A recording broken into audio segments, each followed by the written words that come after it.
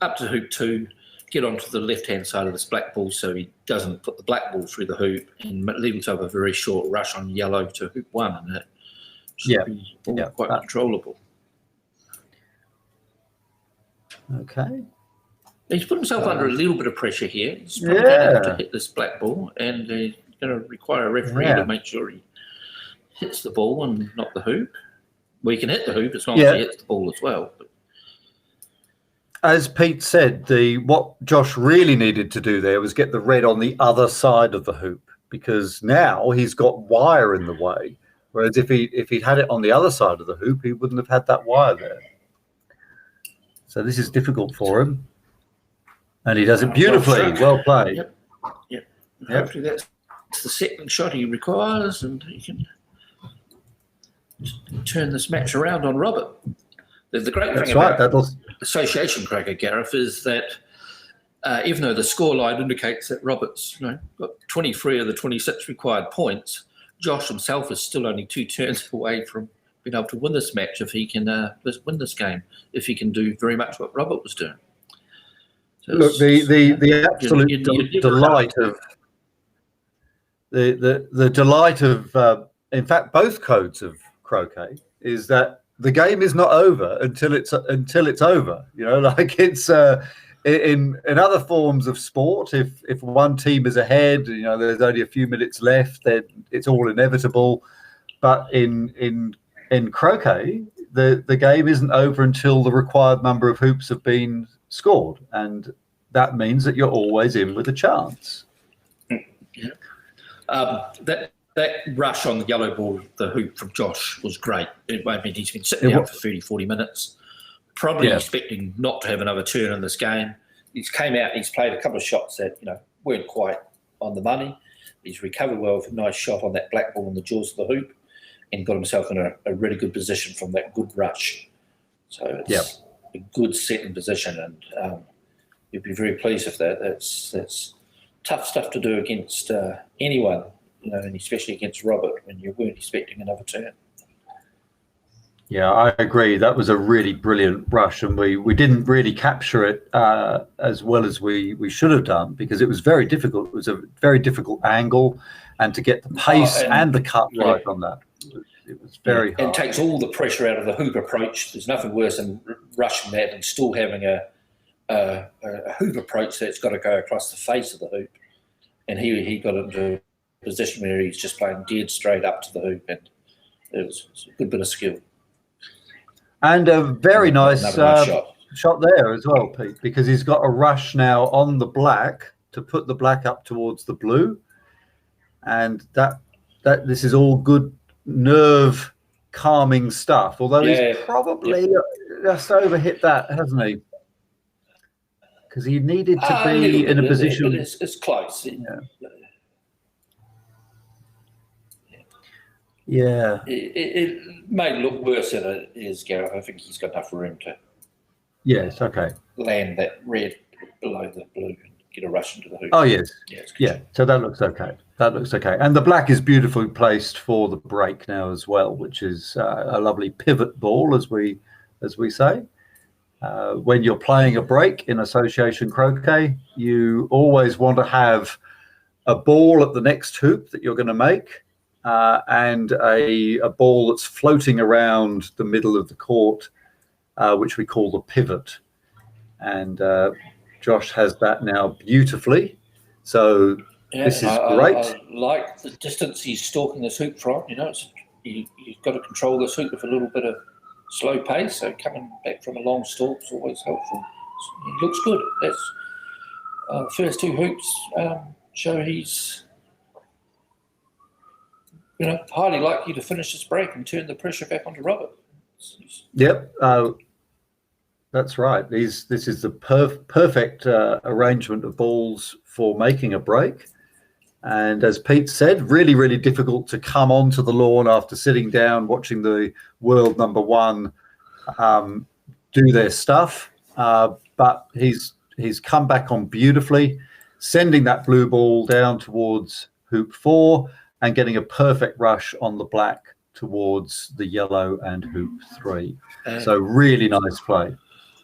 And while while this break's under control, Gareth, and we'll jump back in if it starts to take any different shape, a little bit about Josh is that compared to Robert, the experience is different. Robert's played 1,200 odd competition ranked games, and Josh is just over the 200 mark. So there's a golfing experience.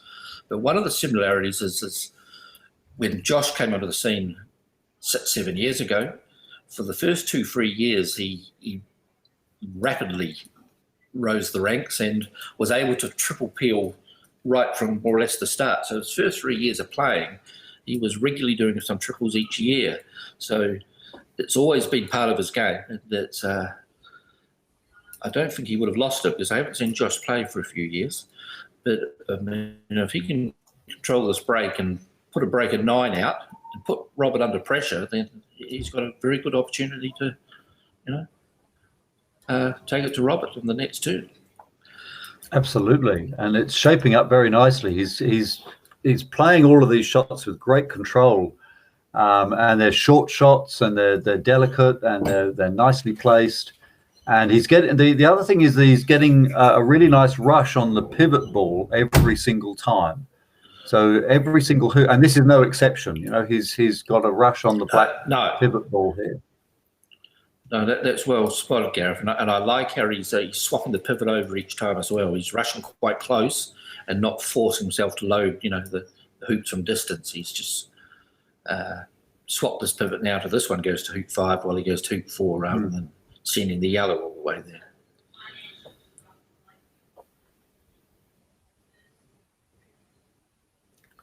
Yeah, so Josh looking in good touch. This is a really good example of how, when you try the triple, you're introducing a bit of extra risk into the game. I've just momentarily lost the position of the black and the yellow, so don't take where I've put them on the mini map too seriously. I need to. Oh, there they are. So there they go. There. That's a bit better.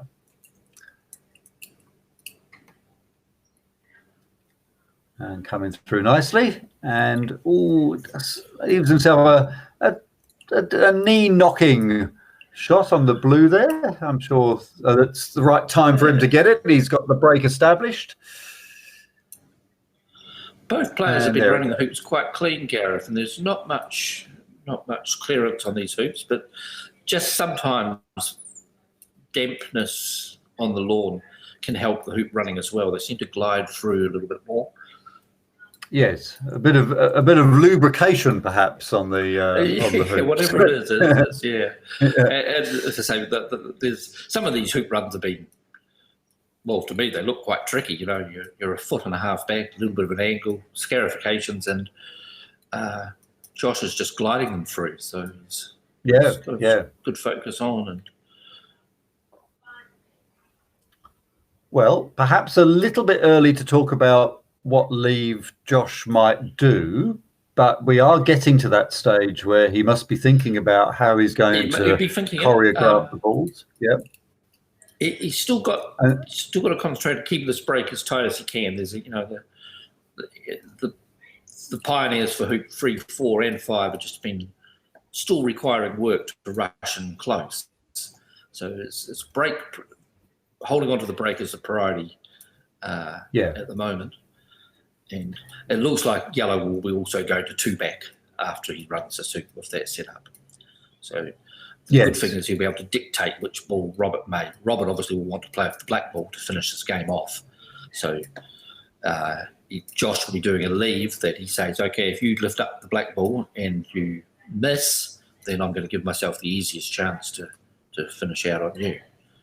So, I think that's one of the hardest things when you're playing, is to keep your break nice and clean, but at the same time think about the parity of your opponent's balls and to think about how you're going to set the leave up so that the opponent will want to play a particular ball. I think that it's hard to keep those two things in your head while you're doing these delicate maneuvers. Yes, quite correct, Gareth. It is, your mind's thinking lots of things, and it's you've still got to concentrate on the shot at hand in front of you and get that right, as well as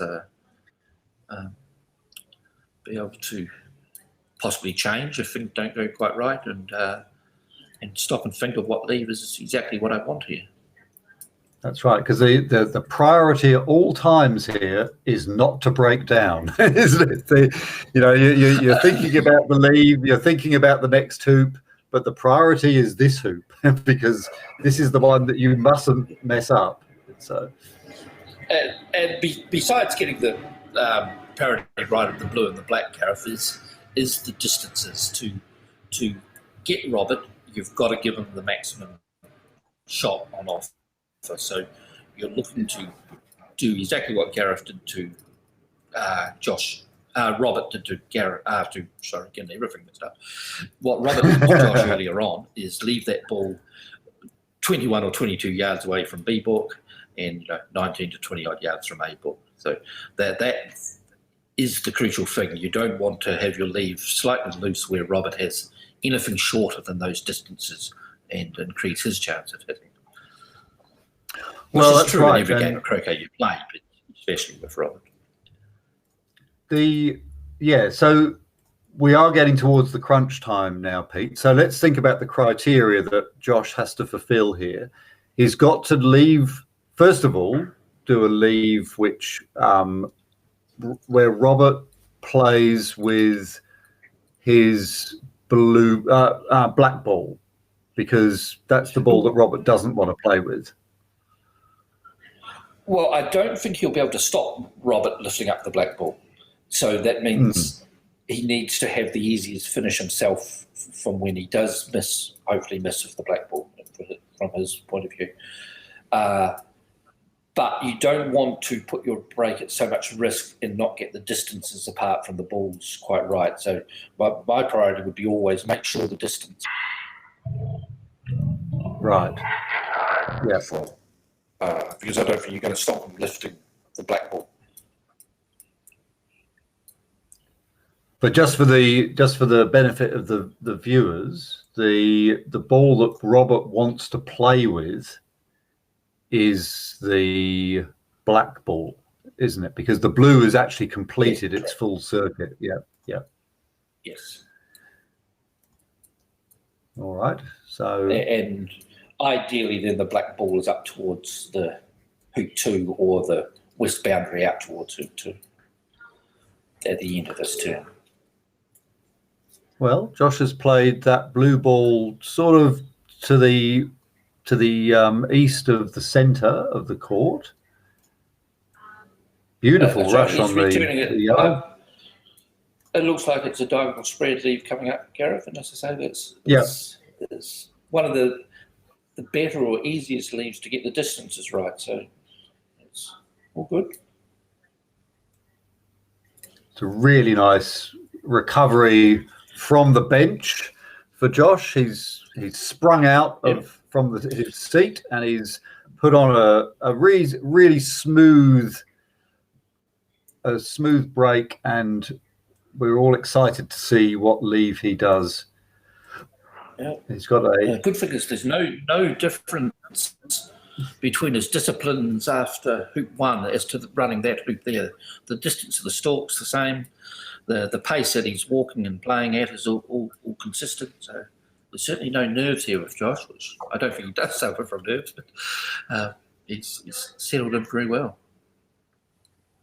So is the idea now to rush this blue towards the centre peg, Pete? Correct, yeah. A little bit south of that yellow line is ideal, because you don't want to rely on getting a rush out of hoop 3 to tidy up the blue ball, but all capable where it is.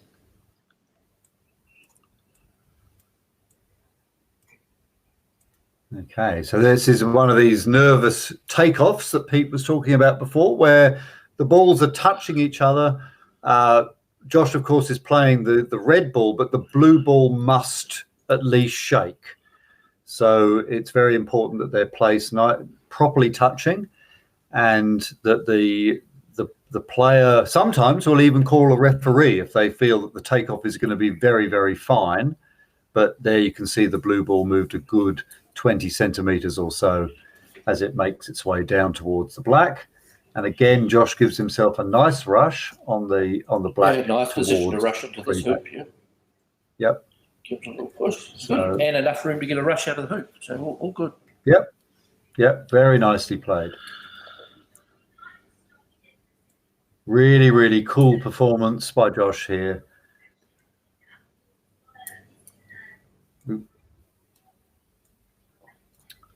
And as Pete said, the black ball is now far enough away from the hoop that Josh might even be able to get a rush on it as he comes through. And no, he doesn't. He just touches it. Just makes life a little bit more difficult, but not too bad, Pete, because he'll be able to croquet that ball over. Yes. You've really got to push this blue towards this western boundary, the black ball to the western boundary, and avoid hitting the yellow ball. Which he's done, unfortunately, because he has just kissed the yellow. Oh, he's clipped. Sorry, I turned away. He's clipped the yellow ball. Okay. Changes it a bit. It does. It does. So the problem for the viewers at home, the problem now is that what he wanted to do was get that blue really tight up against the peg and then rush the yellow over to the eastern boundary. But he can't do that now because he's already touched the yellow. So Pete, would you be playing the yellow over to the east now and then coming back for the blue?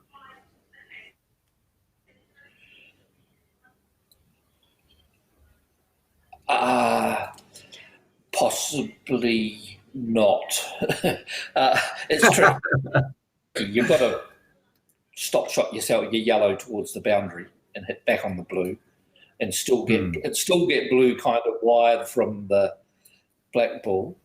There is an opportunity possibly just to roll red and yellow out towards this eastern boundary. And yeah. Well, he's positioning the croquet shot. He's at the moment, the yellow is on a trajectory that will take it over to the west, which is a bit odd. But now he's going back, I think, to do what Pete originally suggested, which is to play a stop shot, sending the yellow ball over to the eastern boundary. And then leaving his red still close to the blue. It's going to be quite hard, but I mean, you wouldn't just roll your red and yellow out now because that would give Robert too much of a shot, wouldn't it, Pete? It's still 13 yards. I'd be tempted to roll both out, but it's muchness. Yeah. Okay. Well, you don't want to leave this yellow too short, and then. That is quite short. That is quite well. He's got the worst of both worlds here because he's got a nervous shot on the blue. And then having hit the blue, it's going to be very difficult to get it tight up against the peg. Let's see. Okay, so there's mission one accomplished, but now, of course, he's got to get the blue tight up against the peg and hidden from the black, and that's going to be really hard. Yeah, I think I'd be stop showing this straight at the peg, right. Saying to Robert, if you want to take black at blue, and I'm together over on this eastern boundary, that'll do me fine. That's a recovery. There is a danger. But Pete, one of the problems is that the yellow is not on the eastern boundary. It's sort of about 3 yards off the eastern boundary. That's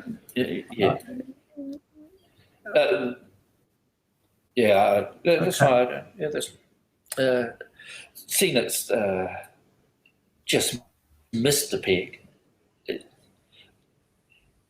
We'll have to see what Robert does. There's none of the shots are nice because he would have been seeing Josh going around on that break and thinking, okay, I really need to hit this. I can't afford to give Josh lawn time straight away again. Okay, well, Josh has got to make sure that he gives himself every chance of getting a break again. He's just got to take the Robert risk is out. Yeah. Okay. All right. So this is a lot looser than Josh would have liked, but look, a lovely break up until the point that his red ball hit the yellow. I mean, everything was absolutely perfect until he had that little bit of bad luck, and the red hit the yellow. Well, that's the brilliant view of what Robert's got. So he's got a shot of about 12 yards or so on the blue. He's got he would have a shot with blue. On red and yellow. Yeah. A really nice camera angle of what Robert can see there. So, and remember, Robert can also pick up either of the black or the blue balls. He doesn't need to play these balls from where they lie. He can take them down, but it looks as if he's made up his mind very quickly. He's playing with the black ball, which is the one he wanted to play with, because that's the one that's only scored 11 points. Is he going for the double of red and yellow, Pete? Yeah, it's hard to tell. Or is he going for the blue? Taking just a short shot on the Lord at the blue, and possibly playing it there if he just misses to the blue on the left-hand side. He'd still hit it with the peg there. I'm finding it really hard to tell whether he's going for the red and yellow. Yeah. Or whether he's going for the blue. Oh, he's having a good think about it. Oh, touching the cap, that's always a sign that Robert's in full concentration mode. Yeah. All right. All right. I think he's going for the red and yellow. I don't know.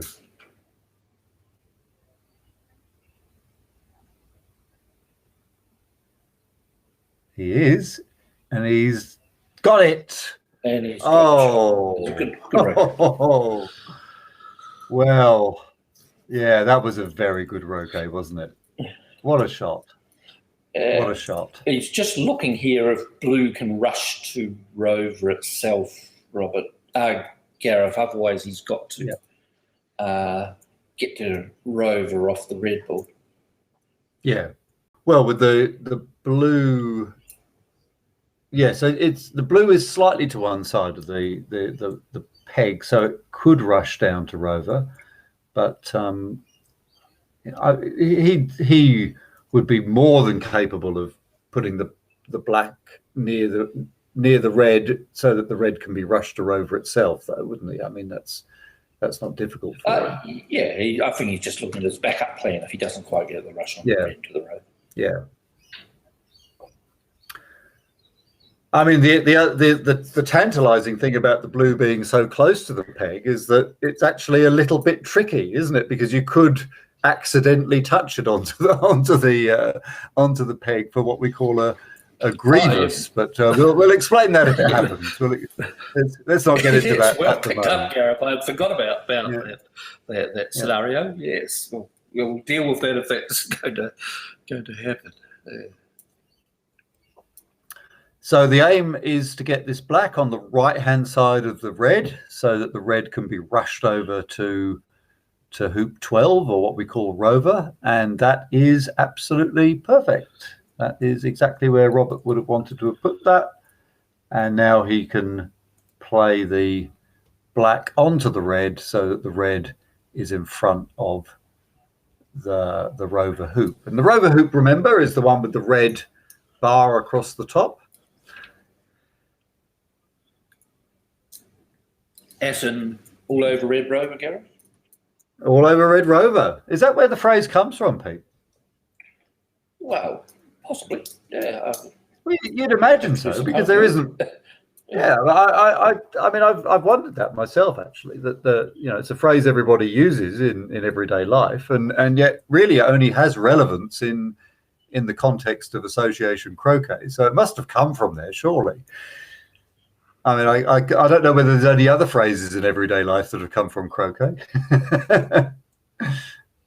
Although I do remember once when I was playing at Southwick in the UK, and my mum was watching, and one of the other players says, "Oh, you know, Gareth's done very well. He's about to peg out."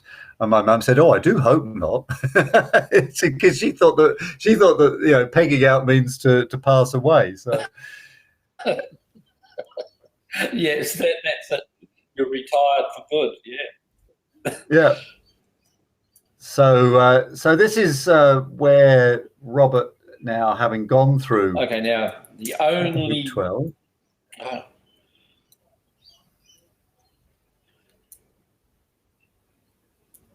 And your good point's going to come to fruition, Gareth. He's going to have to take delicate care of getting close enough to this blue where he doesn't rush it onto the peg and not have a live playoff. That's right. And also, he sort of wants to be north of the blue. But if he goes too far, if he goes to the north of the blue, he might hit the peg with the black ball, and that would mean that the black ball would be taken off the lawn prematurely. So it's a little bit tricky. It's technical, this one. It's technical. So, oh, well, it's got to just make sure. He can hit the right-hand side of this blue ball away from the peg. He can, yeah. And the black ball can touch the peg and not be pegged out like that, because it's still live. Right. Yes, because as soon as it's made the roquet, it's a good first-up match, Gareth. Very good first-up match. Very good. Good show. Very good indeed. Yeah, 26-9 to Robert Fletcher. Well done. Well done to Josh and Robert. Good showing. Yeah, it was. And it was fantastic the way that Josh got off his seat after having had to watch Robert for quite some time, and managed to come out and make a really nice break. And it was a perfect break until he had that really bad bit of luck with his red ball hitting the yellow, and that just meant that he couldn't do the leave that he needed to do.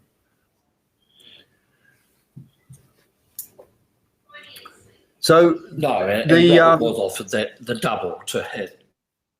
Yeah, still a difficult double though, Pete. Still a very difficult double. Still a very double across the lawn at that distance. Yep. Yes, 100%. Yep. So a classic croquet scoreline there, Pete, of 26-9. It's pretty clear. It's pretty clear what's happened when you see a score of 26-9. But what the score doesn't reveal is the three peels that Robert did. So Robert did actually do a triple peel. It's just that on his very last peel, he played the croquet ball out of the lawn, and you're not allowed to do that. Your turn ends.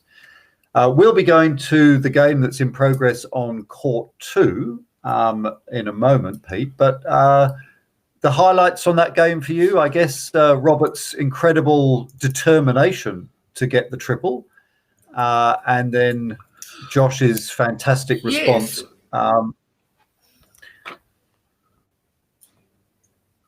Yes. You've got my two highlights, Gareth. Well, I enjoyed seeing Robert push things a little bit more than he sometimes does.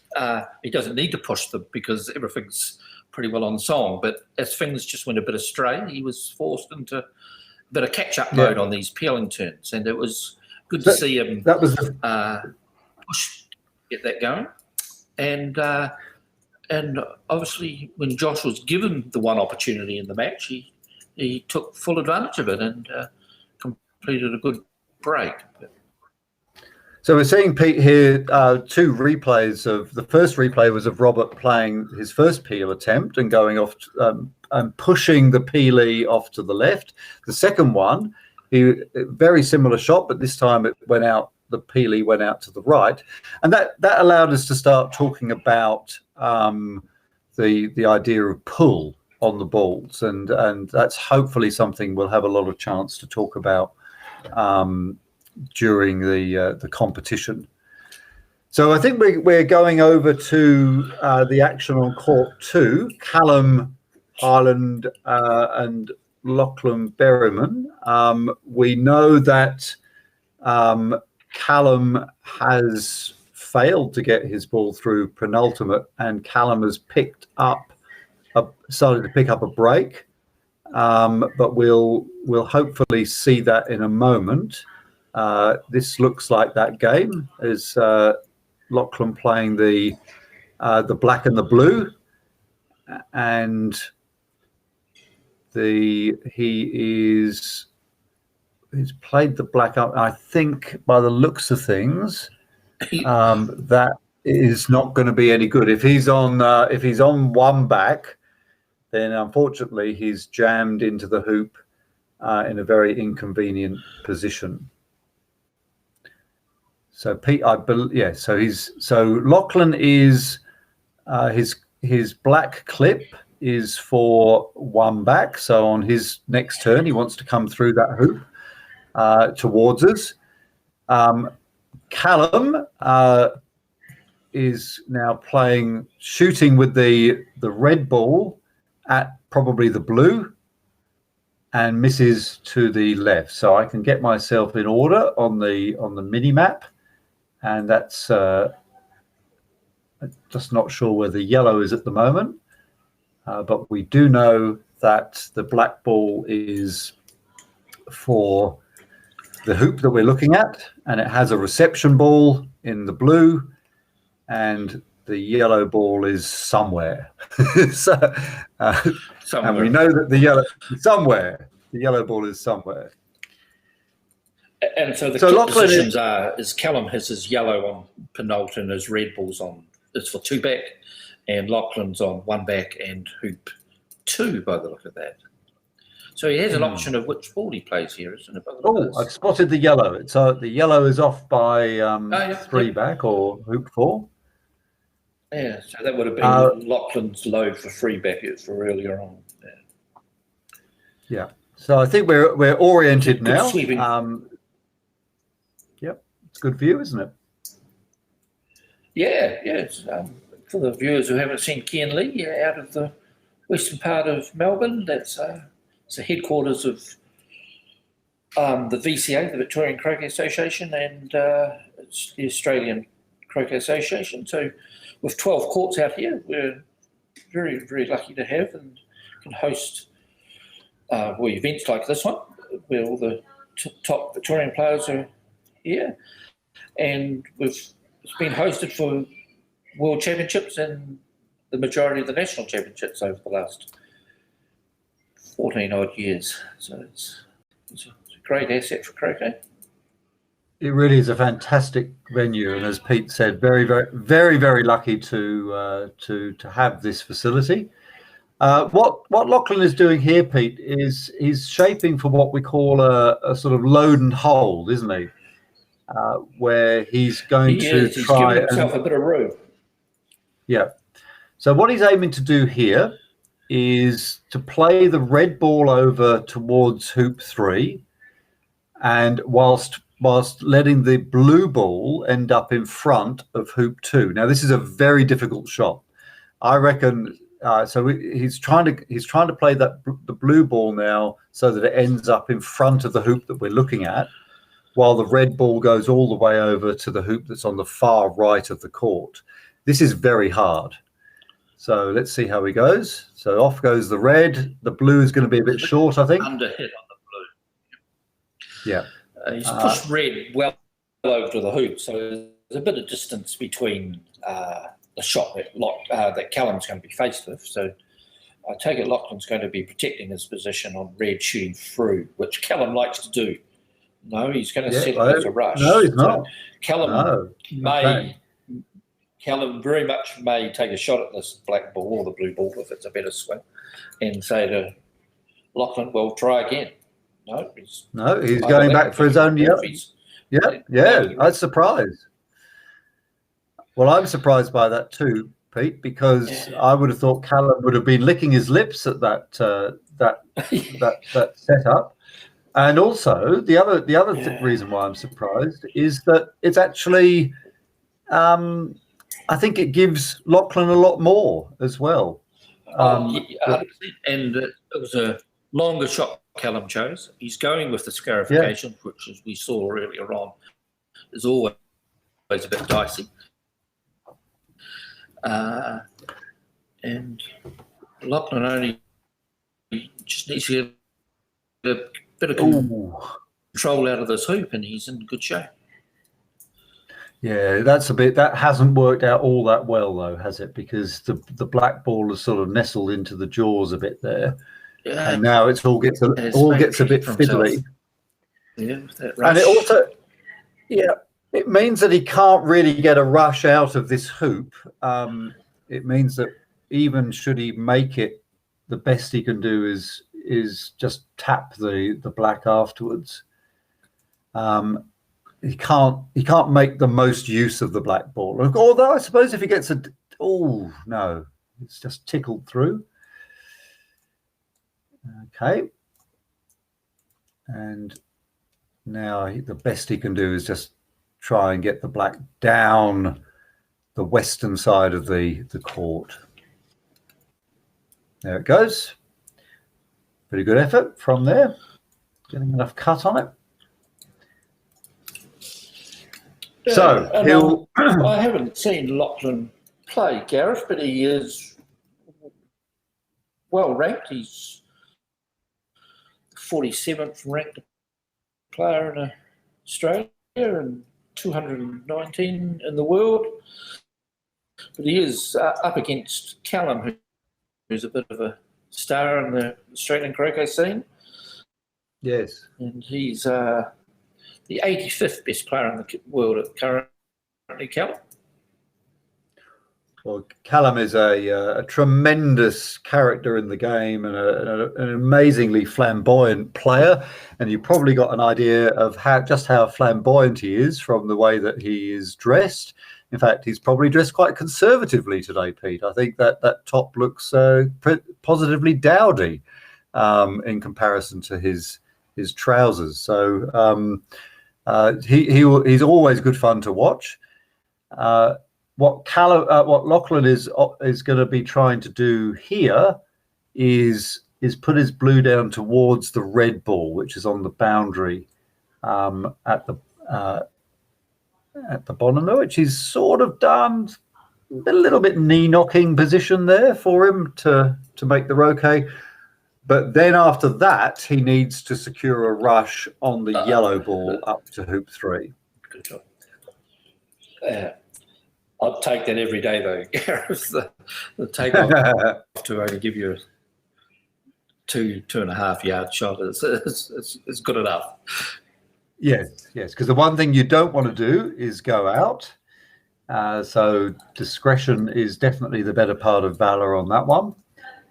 And now the crucial shot here is putting the red near hoop 4, but the most important thing is to get a rush on the yellow up to hoop 3. So this is a really important roll shot. And that is great. That is really nice.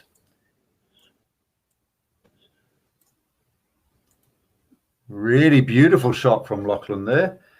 Absolutely perfect rush position on the yellow and a nice looking shot, or a little bit steamy and a little bit off to the west. And that's going to make it a little bit tricky on the croquet shot to approach the hoop, but not bad. So a bit of a 7-yard roll into the hoop. He would have preferred it if the rush had gone nice and close to the hoop, but this is what he's got to cope with. And it looks a bit flat to me, but I can't tell from this angle. And it is not makeable. And so he just takes his to retire to. Yep. Yeah. So. All right, so we'll see Callum come on and do yet another one of his strikes. He plays with a very, very heavy mallet, Pete. It's quite some feat to pick it up. It's like a sort of club. Yeah, in the vicinity of 4+ pounds, and the average croquet player is playing with around 3 pounds. So it is a weapon. Well, here he goes, going for this beautiful camera angle on this roquet, and just missing off to the left again. So we're going to go through a pretty similar sequence that we went to before, with Lachlan possibly rushing his black into play, but possibly just doing a takeoff towards the yellow and trying to repeat what he did last time. Yes, I can't remember what has he got a rush where he's retired to? Would be great. If Yes, he's in a great position. He can rush this black ball all the way to the yellow ball, and get himself a more of a controllable rush to hoop 3. So it's a good outcome. Yep. He doesn't need to do a takeoff off the ball. You don't want too much of a cut, but that's okay.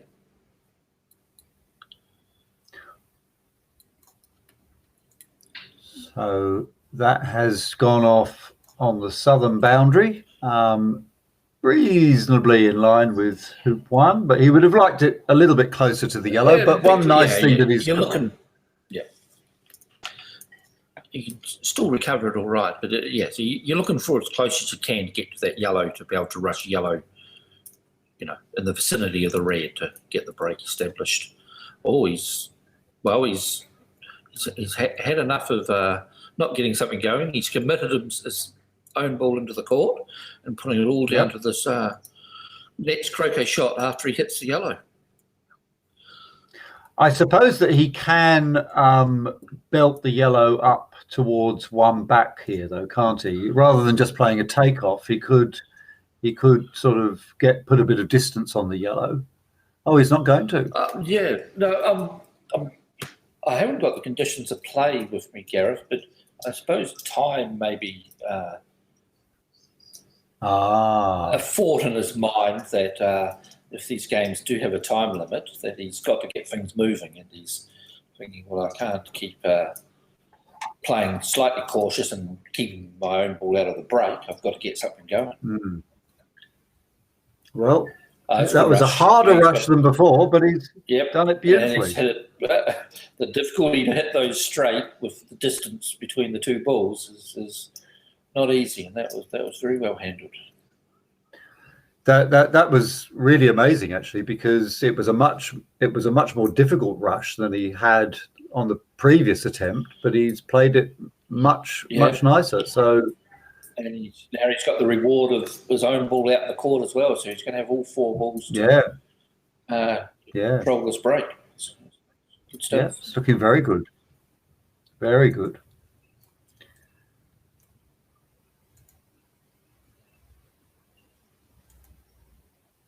Okay, it's nicely through there, and the little rush into the court as well. So very quickly getting some control.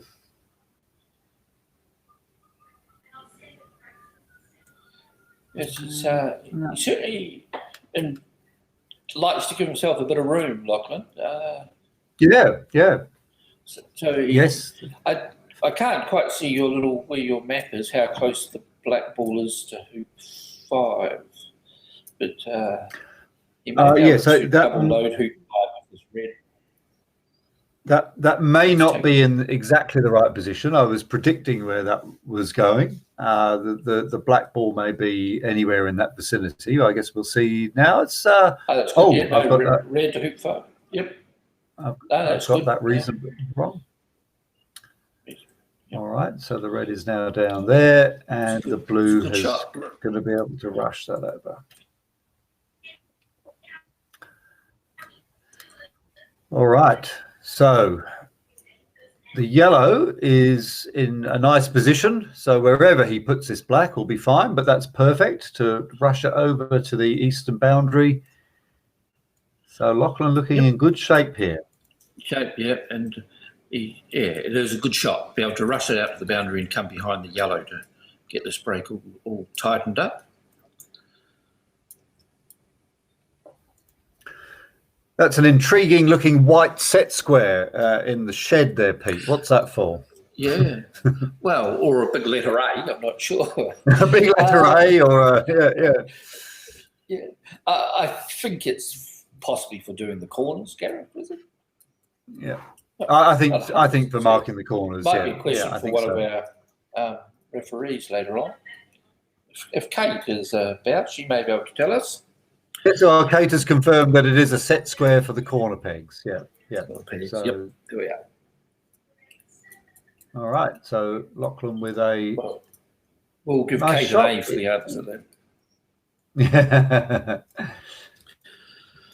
All right. Pretty regulation position almost for the balls here. He just got a 3-yard sort of drive into the hoop, just making sure that the balls are nicely positioned and playing it with a slight angle.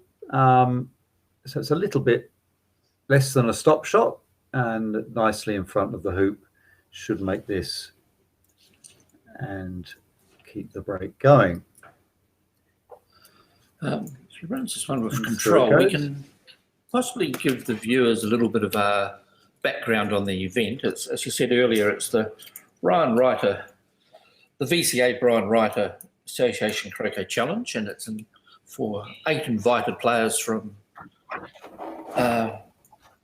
Victoria, and featuring, which we saw earlier on Lawn 1, the #1 player in the world, Robert Fletcher. And we also have Stephen Forster from Geelong, who is a highly credentialed Australian player and ranked in the 20s in the world, and Kevin Baird, who's represented Australia on multiple occasions of both codes and is around the 50 mark in the world. So we've got 3 extremely high-ranked players, but then the field below that is as we saw, right down to Josh Wilson, who's the 7th seed, is an extremely capable player. So hopefully we get some upsets and a bit of a variance in results this weekend. Well, we nearly had an upset in that first game. Josh came out and really put some pressure on Robert, but Robert, with his fantastic roqueing, was able to take the ball of his choice and get back in for the kill. So the shot here from the previous shot that Lachlan played, loading hoop 6, went a little bit long, Pete. So I wonder if he might double load this one. So the yellow went quite a fair way north of hoop 6. No, it's a good call, and he's played it exactly, and you couldn't get much better shot for the black ball. Still a little bit of work to do with rolling up to hoop 5 of the red, but he's shown us he's capable of doing that quite easily. And the other players in the field we haven't mentioned is, we've got Callum Highland on lawn 2. We have Chris Grant, another, I think, Melbourne player that has been a regular feature in the Australian scene and the Victorian state team. Andrew Wooten, who looks like he just completed his game out on lawn 3 and then come down into the clubhouse. Okay. Well, Lachlan now has got the balls perfectly in position for this break, and he is nicely through that hoop, hoop number 5, and again, this is when the thoughts start coming through for the leave. What leave am I going to do?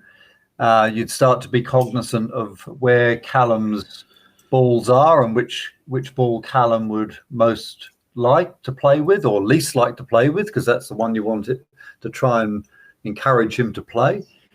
But the position here for Lachlan is that he'll be sending this red, I presume, towards 1 back or hoop number 7. Yes, ideally he forces Callum to play with the red ball, even though it's the back ball. The danger is seeing Callum has his yellow on penult. If Callum was able to get in with the yellow ball, he could make those final 2 hoops and not hand over any lifts to Lachlan and set a leave longer than what we've been seeing so far in the previous game on lawn 1. So one of these unusual situations is that you probably want to force Callum to play with the red ball. Yeah. Well, that was a beautiful shot. That was I really like that shot that Lachlan's just played, because he got a nice rush on the yellow, which he hasn't maybe used exactly as well as he might have done, but it was a really smooth shot that he played up there. Well, he could keep us entertained and try to peel this yellow ball out, Gareth. Oh, well, that would be fun. That would be great fun. Yeah, because that would be an option, is to peel Callum's yellow ball and then peg it out. That would be quite something. And leave Callum with only the one ball on the lawn. Yeah, and quite a few hoops to make with it. Yeah. Anyway, he hasn't decided to do that, and he's keeping it very simple.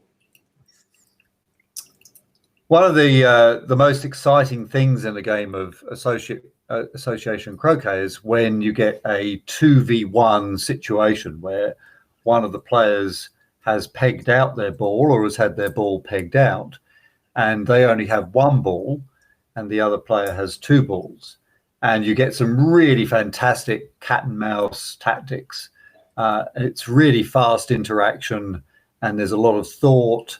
There's a lot to discuss. Everybody comes out from the clubhouse to see what's going on, because everybody's got an opinion.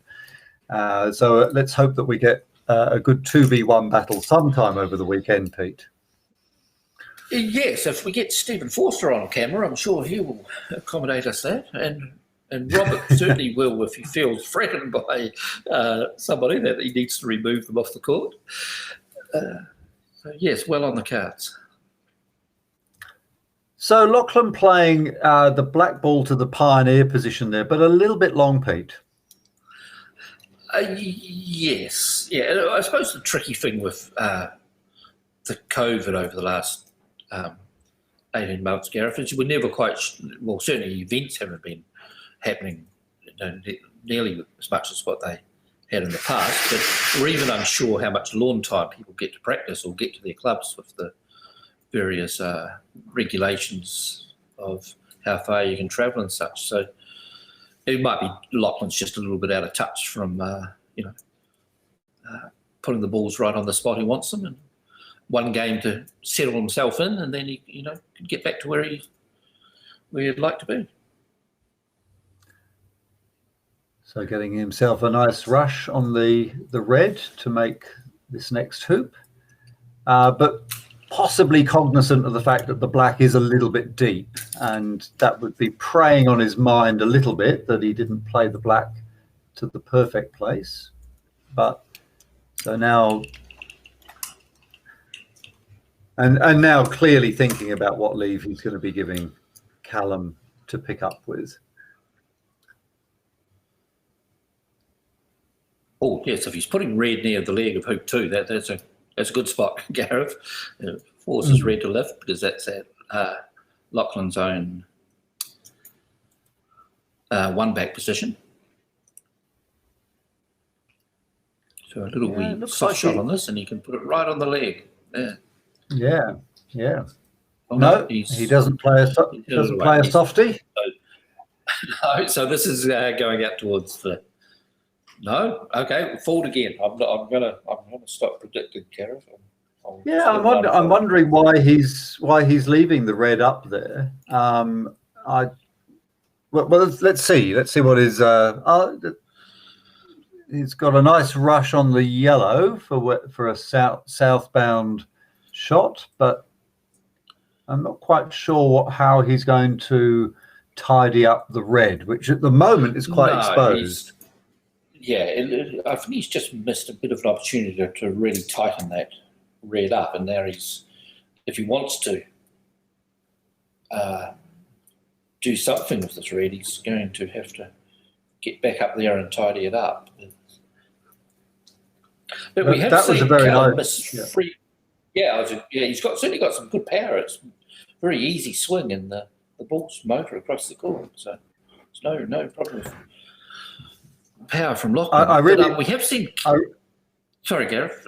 We have seen Callum miss 3 roquets in a row, so there's going to be some pressure on Callum's shot, whatever he's left with.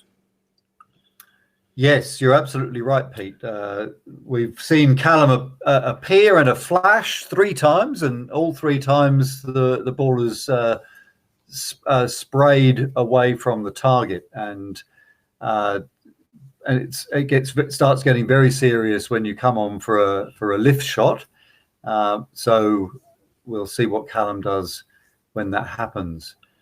I was going to say, Pete, that I thought that I really liked the shot that Lachlan played just now to put the yellow in the corner here, because it gives him a lovely view of the loading shot onto 3 back, and it completely negates the slightly over enthusiastic black that he placed at 2 back. He's recovered himself well each time he's pushed the Pioneer ball to the hoop. Each time he's pushed them a bit far, he's been able to recover it with a good strength rush out to the boundary.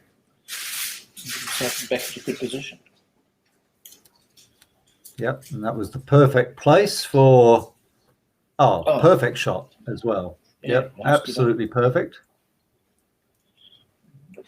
So he's eyeing up that red back up the top end of the court again. So he's thinking about, okay, what am I going to do with it now? Yeah, because it's a nuisance there now, because it's a short shot for Callum. It's not hidden. He's got to go up and deal with it in a moment. Maybe he'll try and get a rush back up the park with this one. No, he's going to get the rush over towards the yellow. That it is sitting right next to Lachlan's hoop that black is for. So it's going to be a brave player to leave it there and shoot at it, because you're feeding him a break, a very easy, simple break. So he may be thinking, I don't have to do anything with it too dramatically.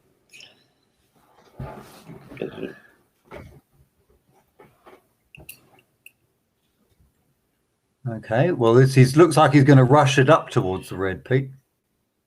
Yeah. Oh, no! Disaster. Oh, my goodness. Well, that's the worst thing you could possibly do, because not only have you missed and you've lost the chance of laying a break, but you've actually put your ball on B-bulk, which means that all Callum has to do is pick up one of his balls and he can basically play it from wherever he likes in the vicinity of that ball. So that's a terrible shame. Often happens when you're trying to do the big rush up the ball. Yeah, and he's thinking about, the situation in front of him, how he's going to tidy up. Simple shot, just, an unforced error, and it happens. And I think we've been quite lucky. The 2 games we've been viewing, Gareth, there hasn't been any real errors of, greatness. So to have one like that is just part of the game. Yep. Well, now I believe that the red ball is for 2 back, Pete. Is that right? Yes. And and there's a black ball waiting there. I mean, Callum, before we got the camera onto this lawn, obviously had peeled through yellow through 4 back on a break with red. So he is for Penalt with yellow. So he has only got a double peel to finish this game off. But still a bit of work required. Have you got your mini-map up to date, Gareth? The mini-map is up to date, yeah. The mini-map is up to date. Well, it's up to date for the last shot. Now I've just got to trundle these balls down. Is this red going to be hampered on the... I think it is. I think the red is now blocked from seeing the yellow. I think Callum has rolled the red. I think we have to. Unless he can see enough to clip. He's live on the black still. He's live on the black, but it's a fair distance away. Yeah. But he's capable of jumping at the mallets. As I say, it's very, very heavy and it gets up in the air quite quick. He's going to jump. Just got to keep it straight. Here it comes. Yes, nice shot, sir. Yep. Nice shot. Rescues that. One of those things that are a good highlight. To get a random jump shot in the game, but it was because they got a little bit unlucky with the croquet shot leading up to it. So it's put him a little bit behind of what he wanted to do.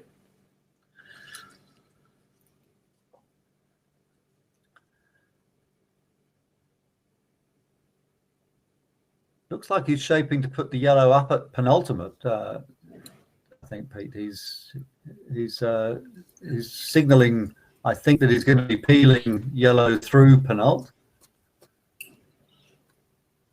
100%, yes. Callum's a prolific peeler, and the good thing about watching Callum, which is that he does things a lot different to some of the other players, and which makes it difficult to commentate on. You're not quite sure exactly what the ball is going to come out. That's right. But, it's a sport or a game that you can play it anyway, and he gets the results, and his percentage of peeling finishes are high. So his way's the right way for his skills and approach. Absolutely. And, yes, he's not only interesting to watch for that reason, but it also means that you have to be kind to the commentators who don't always predict his method or purpose. So, and he didn't get the rush on that he would have liked. He just clipped the right hand side of the black. But he'll probably roll into yellow to try and get it to peeling position, though. Yeah. He can roll from anywhere to anywhere. Can kill him. Again, I'm not sure how much play Callum's been able to get under his belt, and he is one of the players that, if he can get a tournament backed up for another tournament, it becomes very, very dangerous once he gets into his full swing. But take a tournament or two to get there. So the roll shot now. So we're sending both balls over there, and as Pete said, he'll be looking to try and put the yellow ball.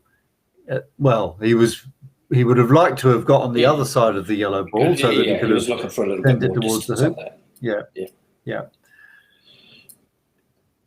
That's right. You can push it back over. Instead of this takeoff we were looking at earlier, Gareth, this one is a bit of a thicker takeoff where you've got to move the yellow ball 3 to 4 yards at the same time getting your red shot right. No, he only moved it a yard, so wasn't greedy on it, but that's probably why the red's gone past the blue. I think he was expecting to move that yellow a little bit further across and take some sting out of the red. He got a little kiss on the blue as well as he came through, so he'll be playing the hoop approach from the other side of the hoop, and now he's got a standard sort of shot through. He probably won't get a rush on the blue afterwards.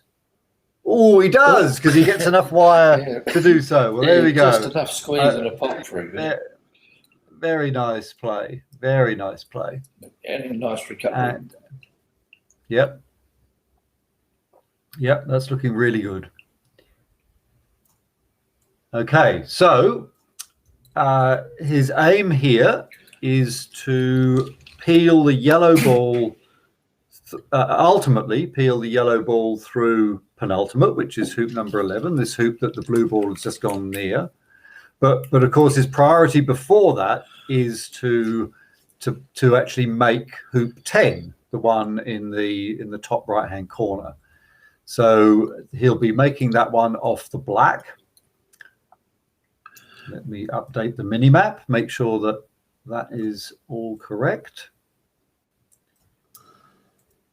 Now, is he trying to peel this, Pete? He looks like he's actually shaping to give this a go. Yeah, he's putting it right up to the legs of the hoop, to our far left-hand leg of the hoop, so maybe floats into the jaw. The pace of the shot was the most important thing, that you don't want to get a flick off the leg and send it too far away. So you wanted the ball just to arrive at the hoop. And luckily he got a little bit of that part of the wire and the ball stayed handy. Yeah, it has a nice rush into fallback. He's full control of this hoop, so you can tidy everything up. And he's got himself into a position that we saw Robert earlier in that game one, where he's got a straight double peel finish.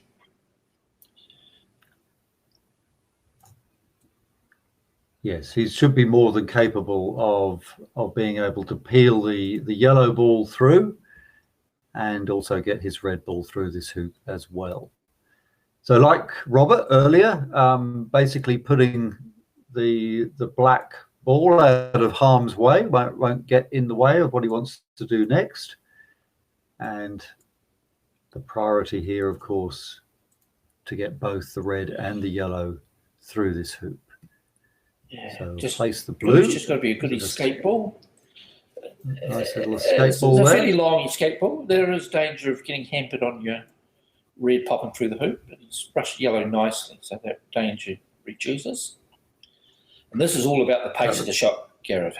If you've got a very slight angle, you've just got to allow that little bit more for the yellow to race down past the peg to rover.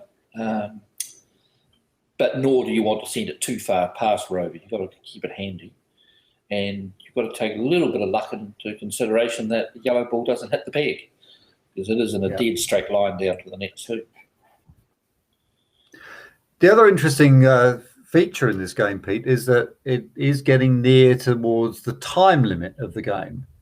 And whilst we fully expect Callum to complete this double peel and therefore just end the game by dint of making all the hoops, there would be some interesting things that would happen if the bell was to go, and we were to enter a period where the players would have a final turn. So we won't explain too much about what happens, because unless that does happen, because it's bound to happen in one of the games that we cover over the weekend.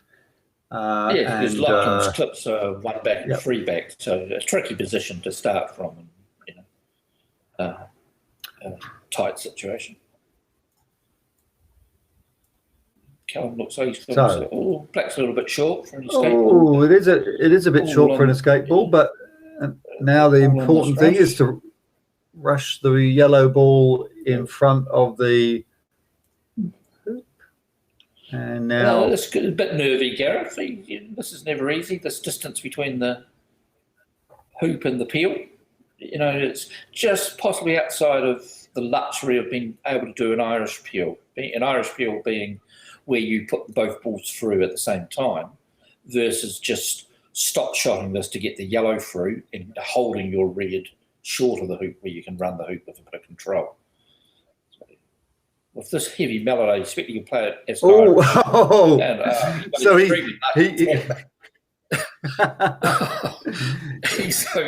he's really not lined it up or struck that very well. And the yellows clipped the leg, and anything usually can happen then that it gets in the way of the red ball. But the red ball, for some reason, was able to run the hoop. Yeah, I think you should be smiling. I don't think I've ever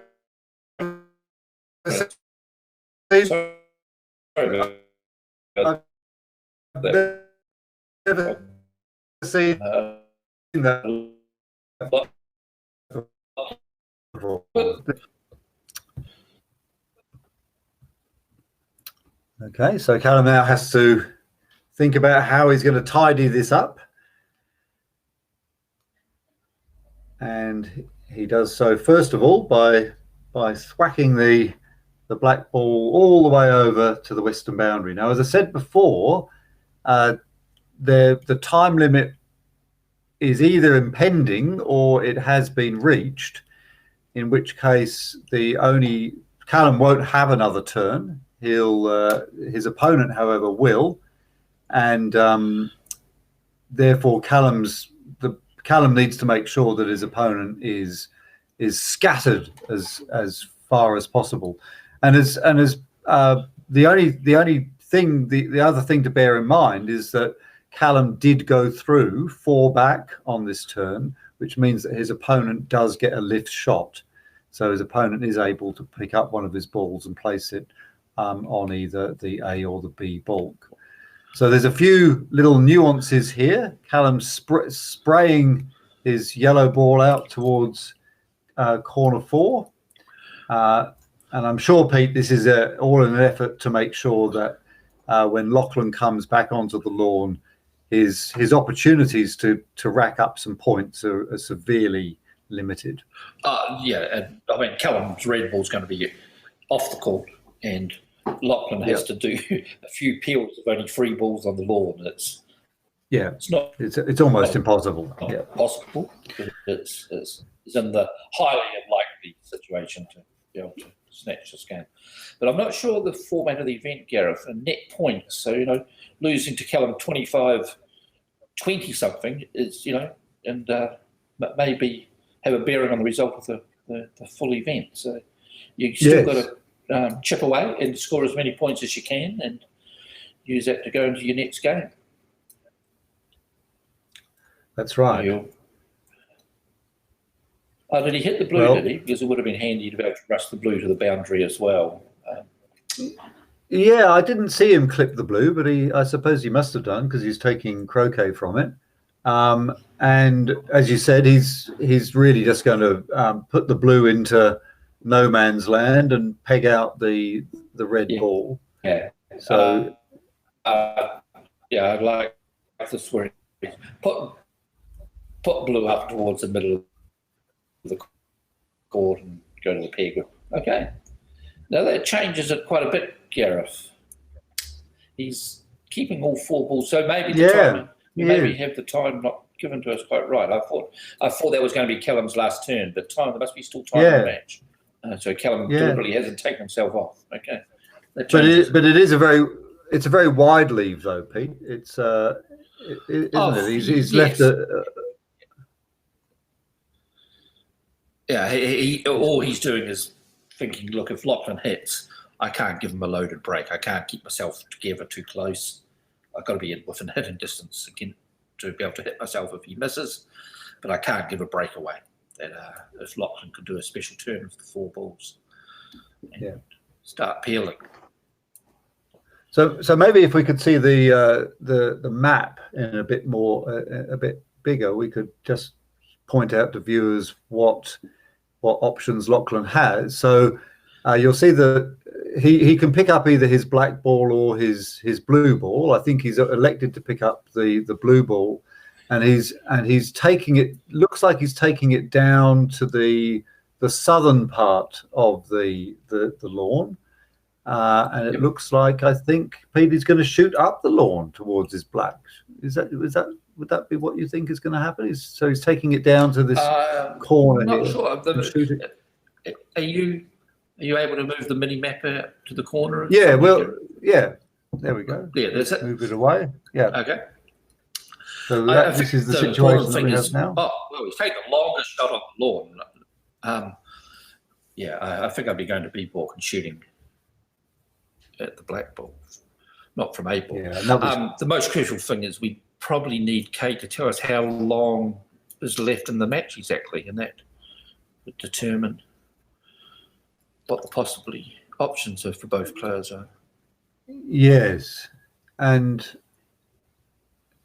anyway, Callum will come on again now, and of course Callum is in a strong position now because he only needs to make the 1 more hoop, and his balls are quite close together. So his red and yellow balls are eminently croquetable. Let's see what he does. He's normally pretty quick up off his seat, and he is on this occasion. And he hits beautifully and gets a nice strike on the red, sending it up towards the north. And it is, of course, the yellow ball that needs to make the final hoop as well. I was forgetting that in fact he did that strange peel where the peelee didn't go through, but the striker ball did. Yeah, he's just got to string 4 or 5 good shots together in a row here, Gareth. Take this yellow off towards the blue, and then another delicate shot to get behind the black ball to rush to rover, and then hopefully some sort of control back to the red ball to peg out. So, yeah. Nothing too past, Callum's capabilities, but each shot just needs to be pretty accurate. Well, there's apparently about 2 or 3 minutes left in the match, so it would be unlikely that Lachlan could claw this back from here in that time. But even so, Callum is in a strong position to finish. So he should be able to get his ball just to the left of the black as we look at it, and that will enable it to be rushed towards... Oh, no, I think he's touched it, has he? Has he touched it? Oh, no, he hasn't. No, he can get a good rush. Oh, great camera angle. Thank you very much for that fantastic camera angle showing the black ball speeding on its way to hoop 12, or what we call rover in association. And now Callum should be able to finish, because he should be able to make this hoop and then rush the black towards the red, and that would enable him to... Oh, he's just a slight angle on here. Yeah. He's got it, but he hasn't got the rush though. Hasn't got the rush on to get to the red. The red, so there's going to be another shot possibly coming up for Lachlan. For the viewers that are croquet players, then if they're looking at the app Croquet Scores, Tim Murphy's wonderful service app for croquet players around the world, I just went to check some of the scores of the other matches that we haven't been able to see, and I think they've got some of the names slightly round the wrong way. If somebody could correct Croquet Scores and update us, we can read those results out to the wider audience.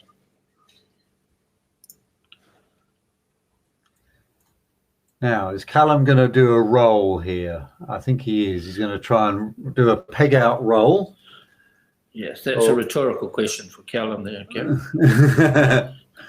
Actually, I've got the mini map slightly wrong there. I need to bring these down a bit. So what Callum is attempting to do here is hit the peg with the red ball. So that'll peg that ball out. And at the same time, leave the yellow ball in the vicinity of the peg so it can be pegged out on the very final shot. Now, because of the distance there, which is at least 10 meters, it's quite difficult to do, and it's actually difficult to see if the balls have done it. So that's why the referee, Mike Conn, is on to check that the ball hits, and I don't think it did, so it won't stop. It won't stop Callum from... Oh, he's... Well, the yellow must have hit. Yellow hit the peg, and... Depends if he's... No, red missed. No, red's just gone out. Yellow's off. Yeah. Okay. Yep. Yellow's off. Well, 1 out of 2 is not bad. It's a bit like his peel, Gareth, isn't it? One misses, and the back ball accomplishes the task. Yeah, it's very similar. Yeah, very similar. So I would imagine by now time has been called. So Lachlan walks onto the lawn with what is an almost impossible situation. Not only does he have to hit this shot, he then has to basically match Callum's score in this turn, and he doesn't hit the shot, so it all becomes a bit moot anyway. But even if he had hit that red, the mountain ahead of him was just huge. Now, have you ever seen that? Have you ever seen people win from that position, Pete? From being sort of on? No, I've seen a free ball triple.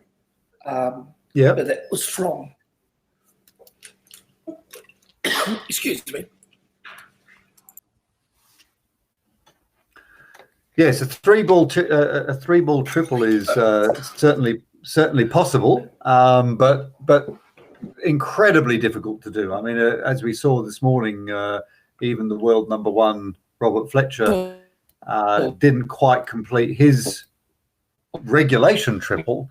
So to try and do a triple with just 3 balls is incredibly difficult.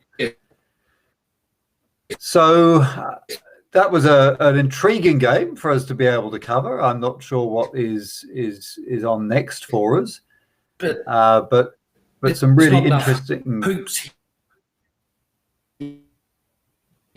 here for yeah.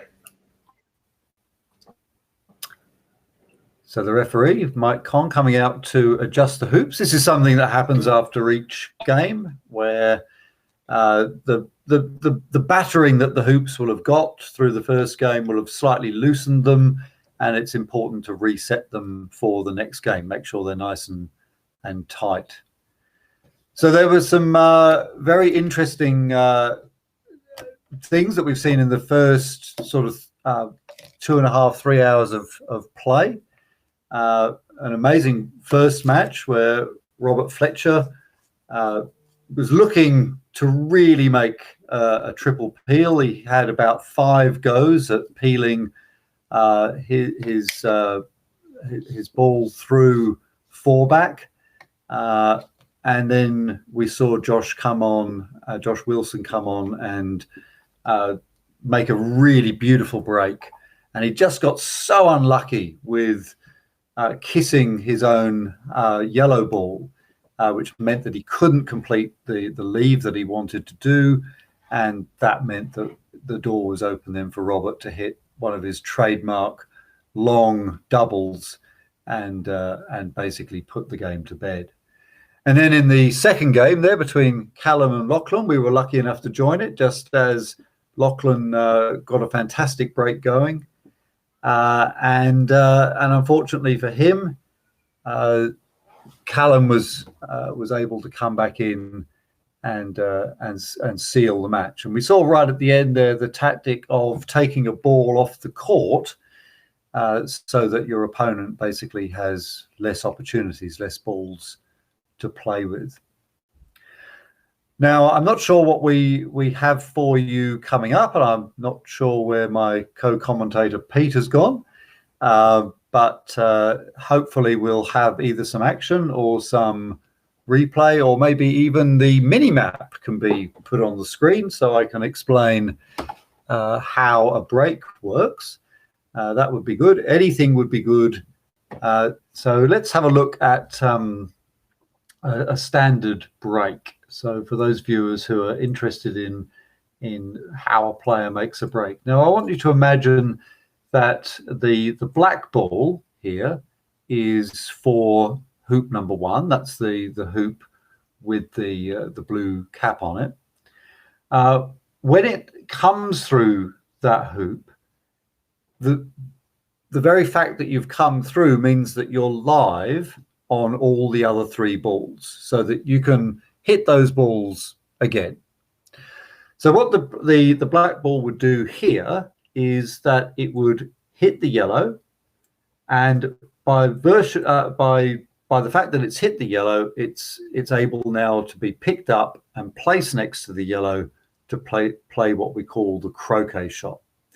Now in the croquet shot, you still hit the black ball, but both balls have to move, and you play the shot so that something useful is happening to both balls. So what would happen in this case is that the yellow ball would be sent towards hoop 3, and the black ball would be sent towards the red ball. So that's what we would call a split shot, where you're basically triangulating the position of the final destination of both the striker ball and the croquet ball. Now, of course, remember the next hoop to make in turn is the hoop that I'm circling at the moment. In fact, I'll bring on the little target and show you the sort of position that where we want this eventually the black ball to go. We want the black ball to end up in front of hoop number 2. We've got a ball at hoop number 3 over here, which is great, but our main priority on this particular little sequence is to get the black ball here so it can make this hoop. Now, to do that, it's going to use both the red and probably the blue. So it's going to play a shot where it hits the red so that the red goes up towards the north boundary, and that's where the red will be marked back in. And of course, we'll be taking the next croquet shot from that position. So the black ball will be played next to the place next to the red. It will then play the red ball so that the red ball comes out a little bit, but the black is now in a perfect line between the blue and hoop 2. So it'll play that shot so that the blue ends up in front of hoop 2, and the next croquet shot will be played from this position. And now we've sort of pretty much got the break semi-established. We've got a position where the blue can be played beyond the hoop, the black can be played in front. And I think now I can stop that explanation because it looks as if play has started on lawn number 1. Callum and Robert Fletcher, I believe, are playing. I don't know whether I have a commentator back to help me call this one. You do, Gareth. But I do. That's wonderful news, Pete. So let me get the mini map back to where I needed to get it to. I think Callum has played which ball I can't quite see but let me take all the balls down to the south boundary and let's see where Callum placed his first ball. Robert has got his ball in hand. He's looking very carefully. I think Callum's actually placed the blue right by the peg, Pete. Yeah, it looks tightly stuck. Oh, look at that. Yeah. You're going to have to inform me, Gareth. How did Callum get his blue ball there? Well, that's his first shot of the game. He's played a sort of super shot opening, and it's a super shot, isn't it? It's a super shot. Yeah, that's amazing. I mean, Robert's really taking his time over this. He's really thinking about what his options are here, because of course he's thinking about how he would get a break going. And how Callum might get a break going. Yeah. He's looking for a spot where he can rest the red. No, he's going to corner 2, but there is a spot that you could rest the red where blue can't hit you, but you can hit blue, but not give Callum a double with the black ball. He's obviously so there's not a good spot, so I'll go outside corner 2. And the beauty of this time is if Callum hits the red ball, then it's very difficult for that blue ball to get to hoop 1. So Callum loses his advantage of the super shot. Yeah.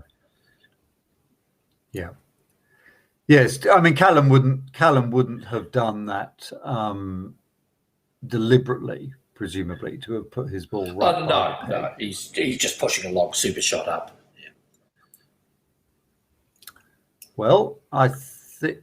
What's his plan here? But is he? Oh no, he's going for Robert's ball in corner 2. Yeah. So here he goes. He'll play this nice and quickly, and shoots. And I don't think he got that. Yeah. No.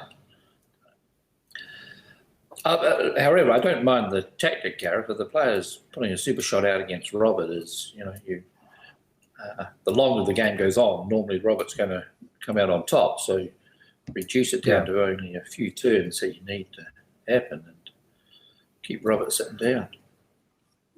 Okay, so Robert's task now is to hit one of these 2 balls, and they look as if they're a nice double. They look as if the gap between them is not quite a ball. So it's sort of like Robert's got 3 balls to aim at here.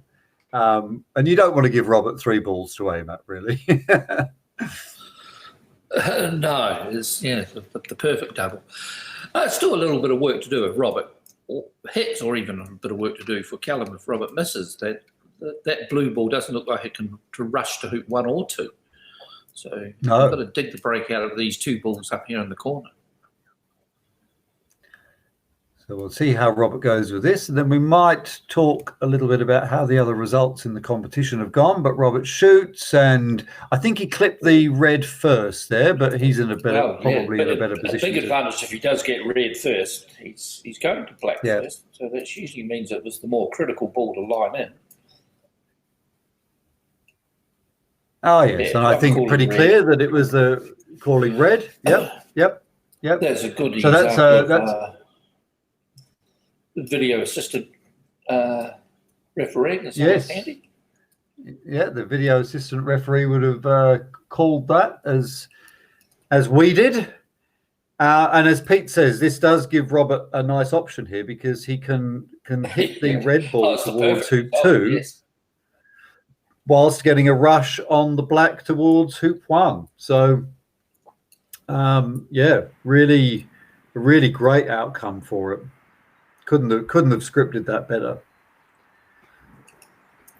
So we'll see how he goes. Now, as we saw in the last game, Callum beat Lachlan. We had an upset result. Chris Grant managing to beat Kevin Beard, and that's went a bit against form. That was a 26-3 win for Chris. Stephen Forster beat Andrew Wooden. Yeah. So very good result for Chris, and we might be seeing him at some stage this tournament, I hope. But for the moment, Robert plays a nice rush down towards hoop 2. Just update the mini map.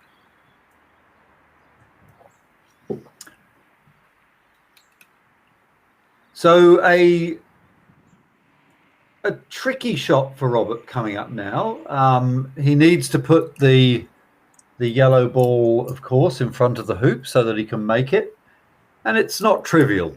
It's the yellow ball's got to roll about 5 yards, and it's got to roll sort of almost horizontal to the hoop, and that always makes it a little bit difficult. So let's see what happens. It always means you're heading back, close to a yard, 2/3 of a yard back from the hoop to guarantee some sort of hoop run. And he's played that pretty good. That's straightish. Yeah, it's a lot, and not too much distance, but always tricky. First hoop of the game, and you don't want much more distance than what he's been given there. Struck nicely. So he goes and takes the tricky 5-yard roquet back onto the out of action. So that's good. Yeah, he was very fortunate to get a nice kiss on the black there, because as Pete said, otherwise the yellow ball would have trundled on and given him a very tricky roquet coming back.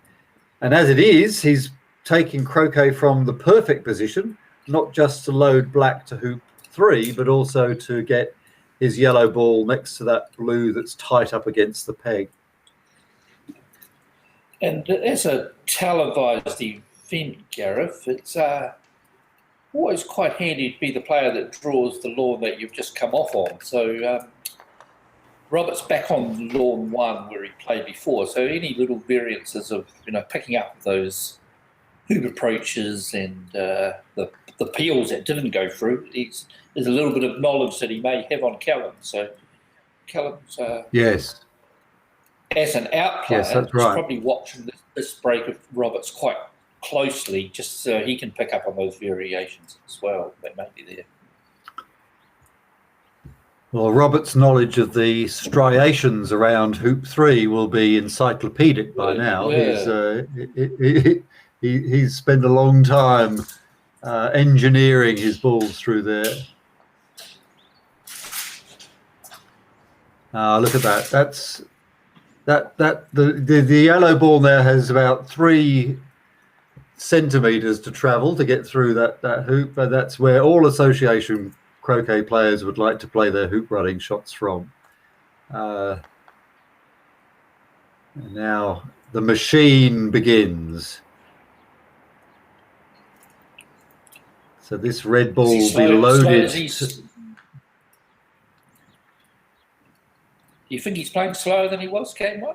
Do you think he's settled? Yeah, slightly slower. Yeah. Slightly slower, I think. Yeah.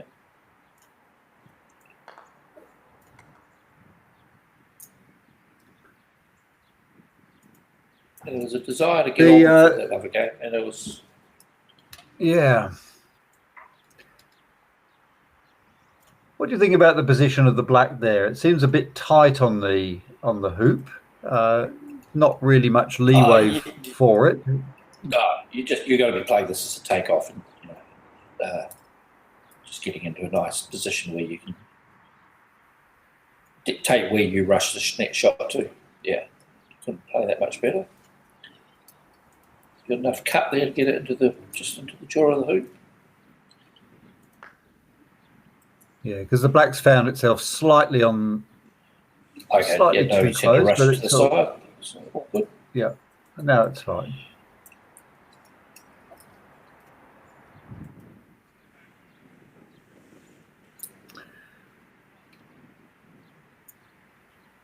So the yellow ball right in front of the hoop again, even tighter than it was at hoop 2, and all really beautiful. Those people interested in association croquet and playing a break, watching this is going to be textbook stuff. The black ball will be loaded to hoop 5, and the yellow ball will be placed close to close to the blue, but even more so with a rush facing down towards the red.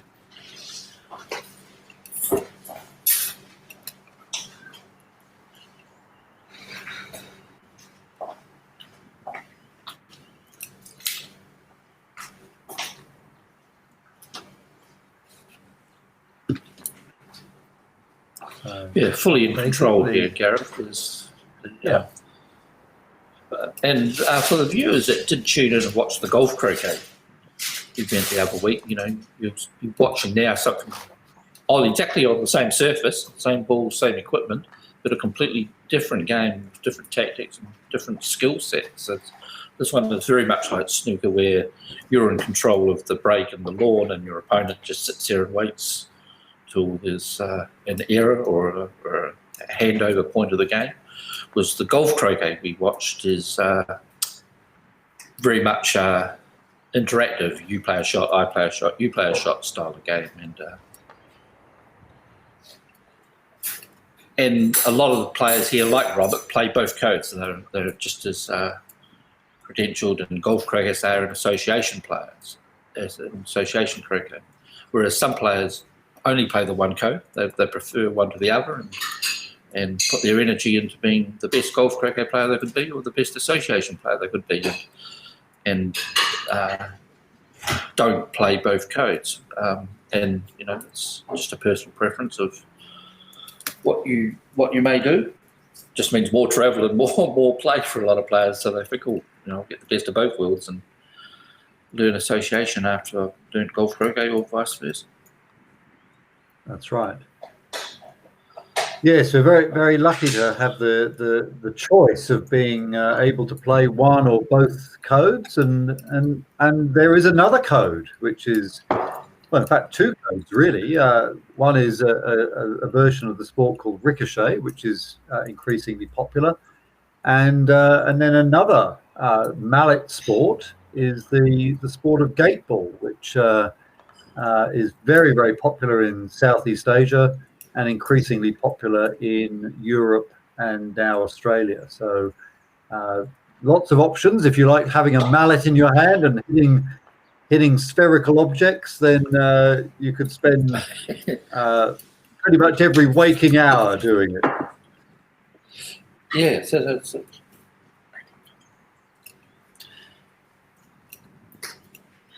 Yes, you'll find a lot of croquet players have come from other sport. There's a lot of golfers, a lot of bowlers. They all find croquet, and it's just a sport that appeals straight away to some people. And it's the good thing is we have longevity in it. You know, once you've learned the skills and the tactics, you play for a lifetime.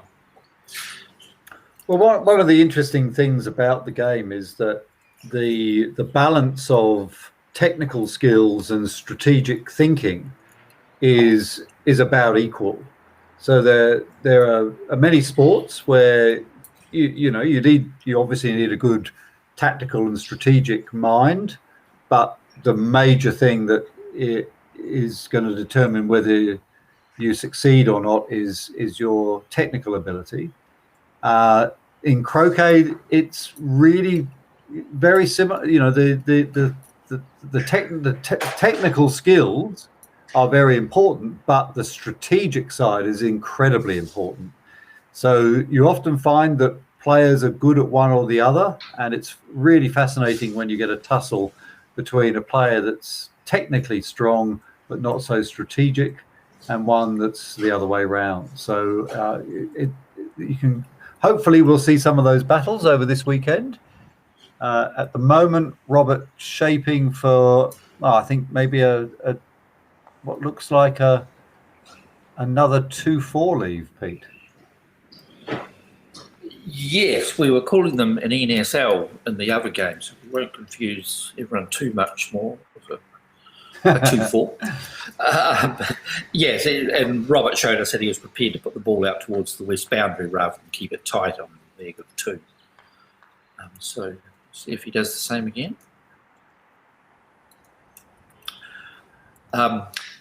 Robert and Callum have played a lot of times against each other, and they are well aware of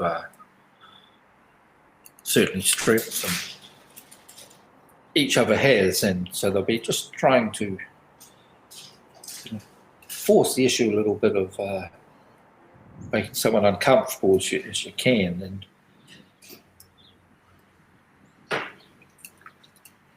okay, well, very clear that Callum's blue ball has been sent off to the western boundary for this leave. Really?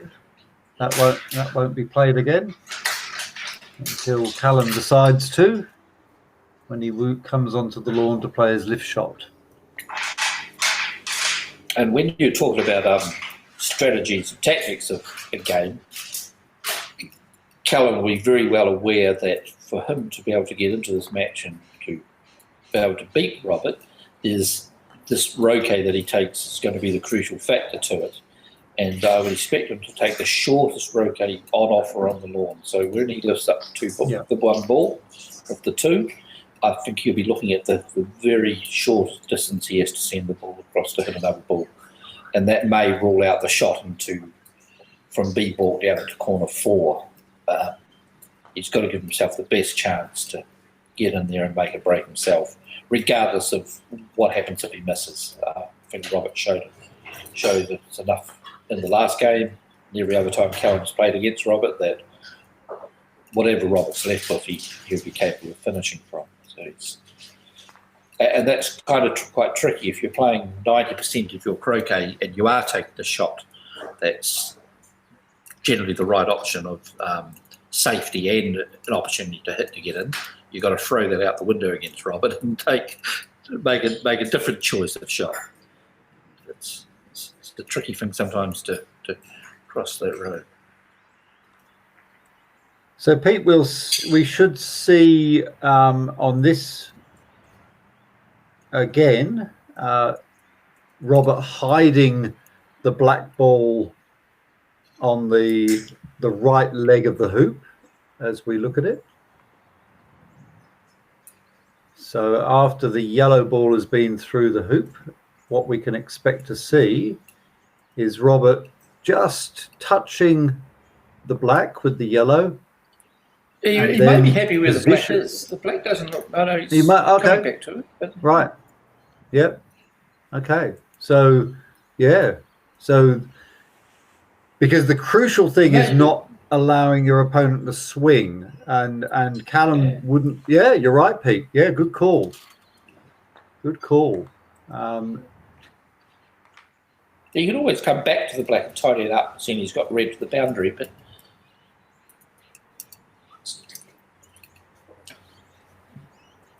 Okay. Now it's a question about whether. Yes, he looks like he's coming back for it, Pete.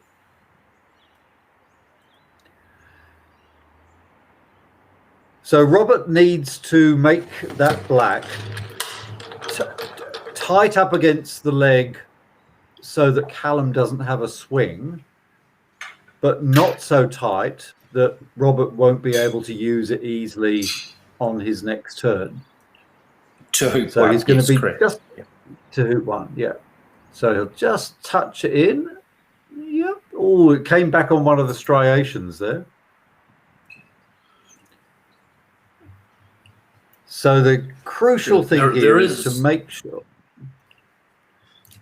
Just to change it up a little bit, Gareth, there is a line of play that Robert may wish this ball not to be able to go to hoop one, so that if Callum does hit, then Callum doesn't get the use of the ball, and Robert will elect to go to hoop one directly rushing red onto yellow, which means it's a tougher turn for Robert to finish, but it may slow up Callum's ability to get a break going straight away.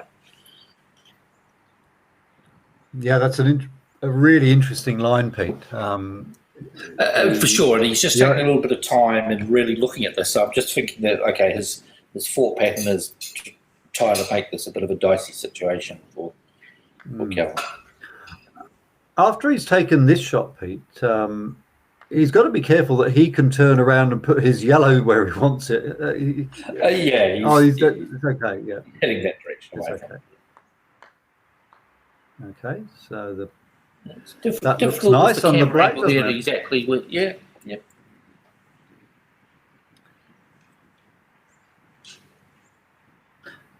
So I think it would be useful to be able to blow up the mini map here, just so we can explain something about this leave.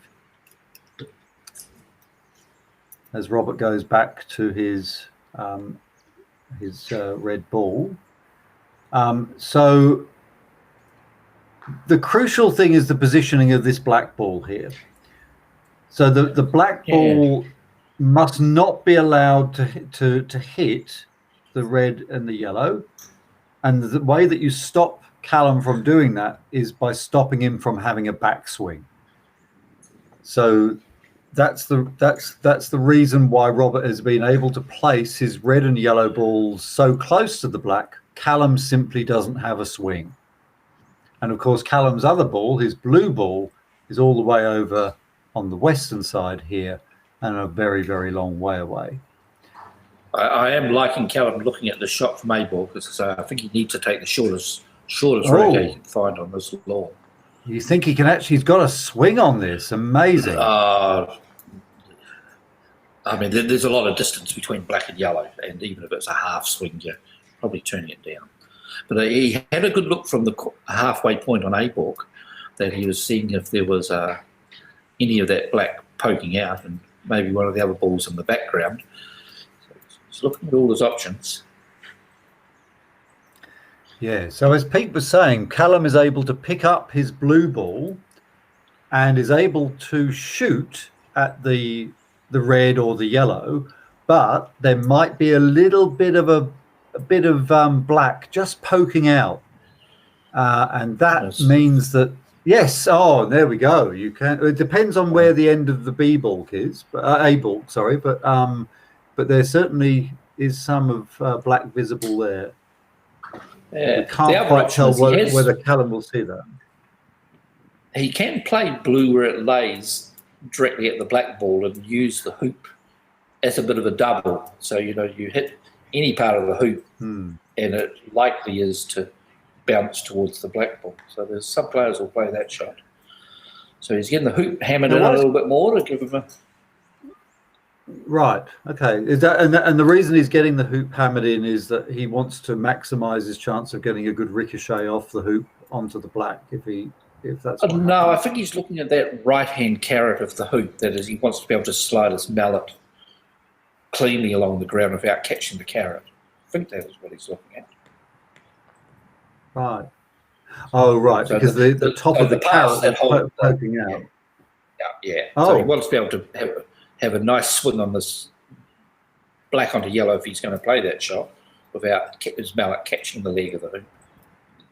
But I think he's already picked up the blue, hasn't he? No, he only walked up there just to have a look at the options of the blue, and he returned without anything in his hand. I see. Right. Oh, okay. I didn't realise. I thought he strode purposefully up to the blue, but as you say, he hasn't picked it up. Yeah. Okay. I mean, this is a tough shot, Gareth, but Yeah. So Mike putting an awful lot of little markers around, and not just putting markers. And the reason why he's putting the markers around is so that if Callum commits a fault, and we'll explain more about that in a minute, if Callum does commit a fault, then the black ball can be placed exactly where it was before. But Mike has also placed markers around the yellow, because if there is a fault, then that will have to be replaced as well. So yeah. Callum takes the shot, and it's quite a way wide. Okay. Yeah. As I say, there's a lot of distance between black and yellow to keep it on line, unless you can get a strength of the shot. It's a dicey one. Well, it was he took the shortest shot on the lawn. It just wasn't a very comfortable one, because you couldn't swing your mallet directly at the ball. It certainly was the shortest shot on the lawn. There's no doubt about that. So Robert now with a similar sort of position that he had in the previous game, where he's able to start a triple, but this will be a different triple, because before his opponent played a shot down from corner 3 down to corner 4, which is the bottom, the right-hand bottom of the screen, whereas this time the opponent ball is much closer to the other two balls. So we will see a slightly different pattern of shot coming up. Yeah, there's a little bit of discussion there on Robert's option. I think a lot of players would have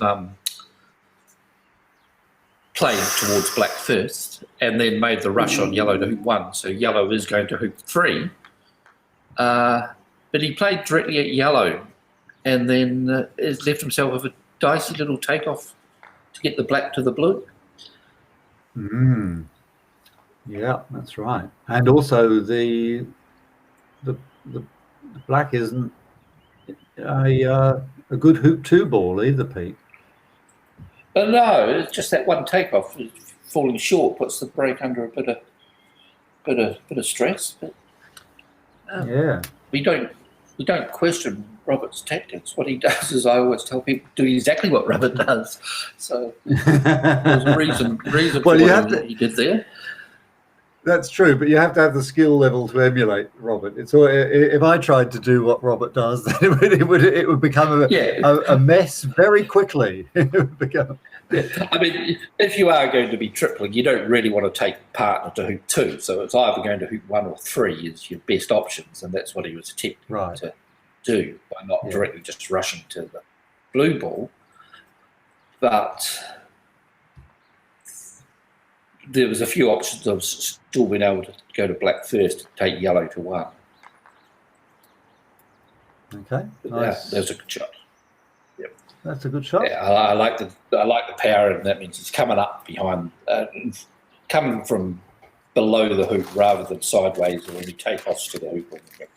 A little bit sideways. It must have gone out a little bit further up the line than I thought. I thought it was closer to corner 4. Okay, so it's still a tricky roll-in, but he showed us last time at the start of that very first break, he certainly was on the money with this croquet stroke, so we expect him to be in front again. That's right. He played a beautiful roll from a similar position not so long ago. So let's see how he goes this time.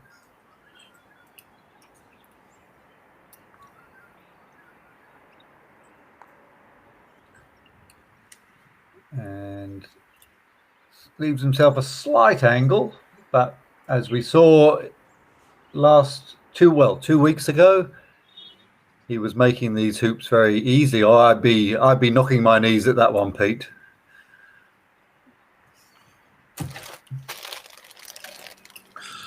Yeah, it's a tough shot, Gareth, under all conditions. No.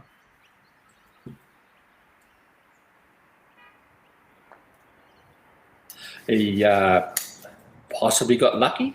It's right about in the position where blue doesn't have much of that red to hit. So that's right. You see, Callum strides up there to have a look down at it, with how happy he looks. No, he's made his mind up pretty quick. So he's got something. Yeah. Less than half. You don't think he'd be better just to go up to his black ball? Now, Pete, that's really.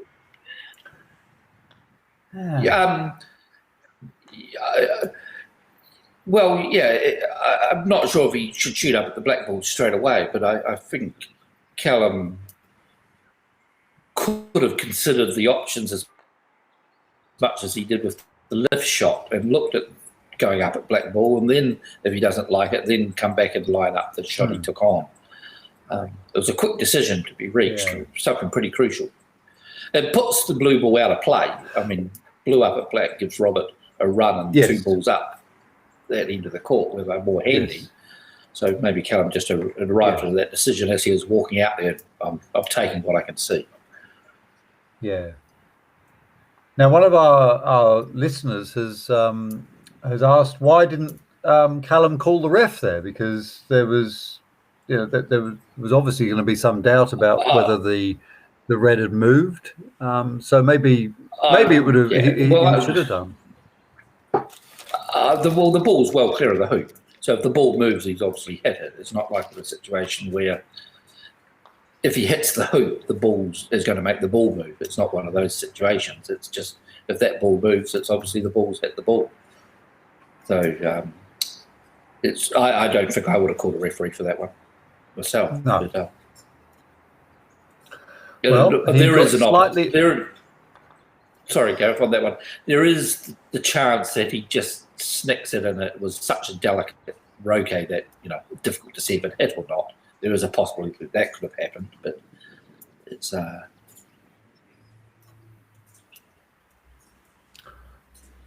You got a little bit unlucky there, Pete, in clipping the side of hoop 6, and it sent the black ball towards the centre peg, and that doesn't make it easy for him to keep the break going here, and particularly as you mentioned, Pete, the blue ball is safely tucked away in corner 1.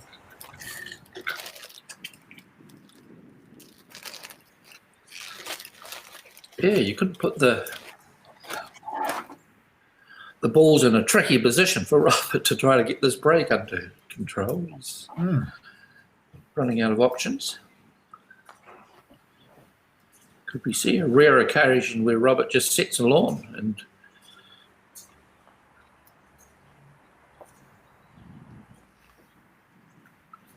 he's giving this some thought. You think he might be thinking of just doing a leave here, Pete? Well, I think whatever leave he does, black's just going to return down to blue. So again, he's going to be in a tough situation where both balls are down at the far end of the court. Not that helpful to him. So some thought into possibly offering Callum something that's more advantage to him if Callum does miss. And that's possibly, leaving black where it is. He's leaving that very fine. Looks like it.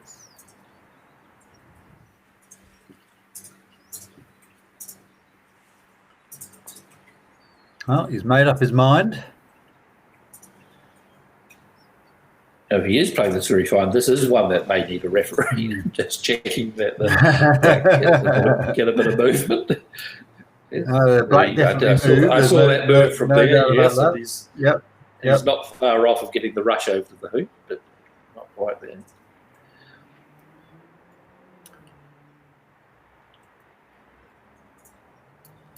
However, he is live on this the blue ball, isn't he? He is live on blue, so I suppose if he rushes the yellow down towards us, and then picks the blue out of the corner and puts it somewhere nasty, then. But you think he might try and keep the break going? Oh, with that rush, 100%, yes. Yeah. But to keep the break going now, Pete, he's got to rush the blue up to hoop 3. Yes. So I think he's on. Yeah.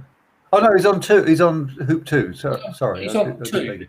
He has played a few takeoffs too in this bit of interaction on the lawn. So he's going to have a good feel of how hard to hit this ball along this boundary to get that rush. And if he's, get the rush with him 7-8 yards of hoop 2, then he's a good chance just to keep the break going.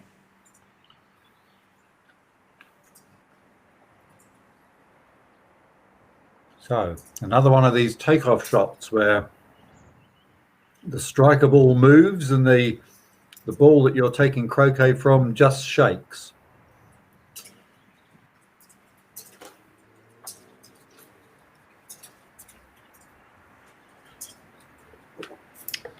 So Robert's aim here is to get on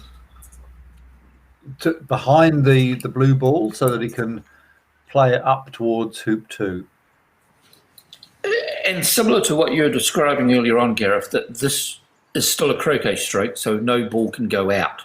So he's hit the can't ball. attack it too close to the boundary line and get a roll where your red goes out. So that's why he's trying to get as close as he can to the blue. But unluckily, he's touched the blue. So he's got a mighty-sized roll coming up. Yep. And will it be one, do you think, that because I can't quite remember whether the black is right next to the, I know it's actually at the peg, but whether it would have a shot at black's something. clear to go to hoop 3. Yeah. Right. Where it ends up, I'm not sure, no.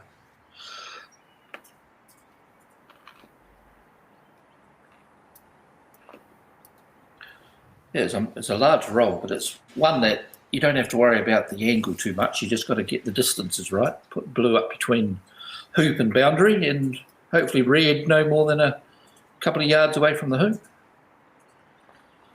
So Robert's going to send both these balls about the same distance. Red going to be a bit short, I think, Pete. Yeah, well, it's not bad. I think you'll be taking that on. Not bad. Yeah. Not bad at all. Yeah. So you'll see there that he played the blue. Yeah, he played the blue safe out to the west, Gareth, just in case the roll wasn't quite right. And to lengthen that black on blue shot.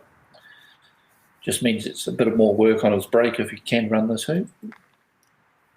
Look at that. Through he goes. Yeah. He even got quite a nice kick, I think, as well. Yeah. Well, he's shown us everything today, Robert. He's first game. He's pushes the peels and shows us an array of different options of getting peeling going and completing. And there he's certainly digging out a pretty tough break, from balls that weren't quite kind to him, how they clipped and rolled around.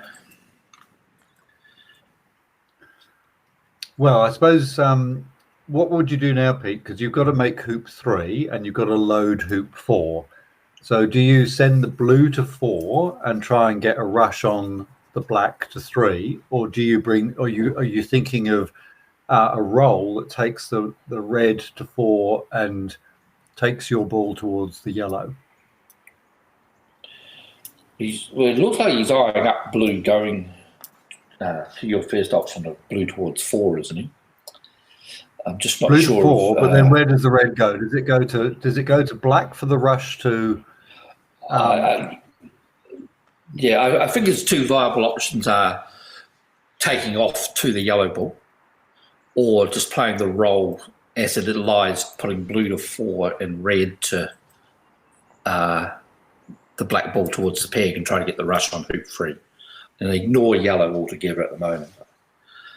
Ignore yellow at the moment. I think he's going for the yellow, actually, Pete. Yeah. Okay. Yeah. It's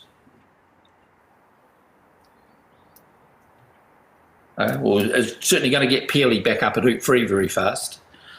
And yeah, isn't it? Gosh, isn't it just? Sorry, I'm looking at the camera. The yellow's a lot closer to the mid part of A ball than towards corner 1, and I forgot that he had to take off from there. So yes, it's certainly gets his triple back on track very fast. Yeah. So the crucial thing now is that you're trying to put the yellow up at hoop 3 and get a rush on the black to hoop 3. Yeah, and avoiding hoop 5 with your red ball. Yes. And the good thing is that he doesn't have to get too greedy on trying to get the rush on the black ball. He's just got to be 2 to 3 yards short of it and be able to rush it, up to the north boundary, or if he gets it on the right spot, rush it straight at hoop 3. But what he doesn't want to do is push this red ball too far where he's got a flat rush or a rush that's not that useful. So you just got to hold this one off a little bit. And I mean, great if the yellow ball ends up in a peeling position, but it's more important just to get yellow up there that you can control the rush on the black ball. Yeah, that's right. The rush on the black is the priority here, because he'll be able to corral that yellow to wherever he wants it as the break unfolds. But the break has to, for the break to keep going, he has to get the rush on the black. Yeah. So here he goes, half roll. Oh, I think the reds come over to this side. Yeah, it's flat and it's on the wrong side. Yeah. Robert's allowed to not get everything on the money all the time, but we've shown that he's recovered from these situations every time he's been faced with them. So there's, it's certainly capable of rolling over to hoop 3 and keeping this break going, but it's not knowing exactly what. I know he's taken off. Yeah, he's taking off. So another takeoff, another shot where the striker ball will just touch just move the croquet ball. So the croquet ball, remember, has to shake at least. So. And he wants to put the red ball right in front of the hoop. This is like a golf croquet lagging shot. There's the black ball moving. And here comes the red. It's going to be a bit short. Okay. He won't be having a go at that, I don't think, Pete. No, it's just where he's going to place his red ball as a retiring shot.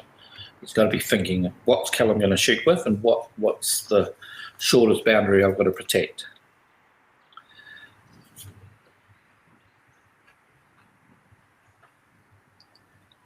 And not give Callum a double if he is electing to play the blue up. Well,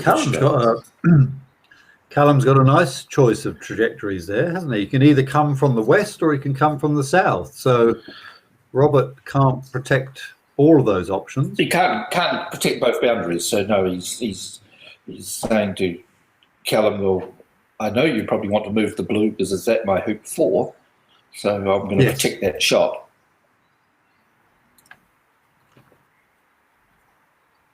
But the shot with black is... Yes, Robert's counting on Callum shooting with the black ball through the blue ball. Oh, your mini-map's gone. I've got those 2 balls around the right way. With the blue ball through the black ball as well. He's thinking he's forcing Callum into, which is the longest shot on offer, but Callum says, no, I'm ignoring that. I'm taking the short shot on yellow. That shot, that blue was higher up than I had it on the map. Oh, he gets it. Nice shot. And rushes it to the red ball.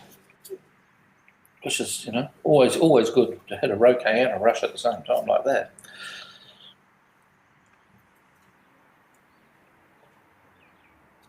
Well, Callum is in. Big moment in the game. He is in, and the black ball's out in the court, so an opportunity for Callum to make a break.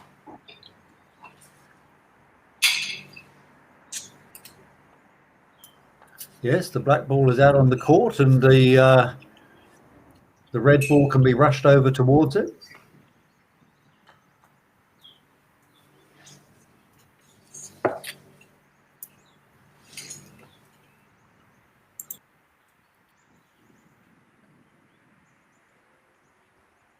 Maybe didn't get it quite as far as he wanted. The important thing now is to get the rush on the black towards hoop 1.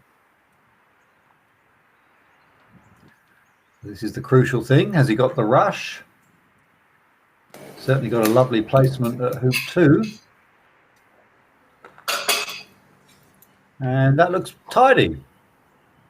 Yep. And playing the shot from a similar position to what Robert had to do earlier.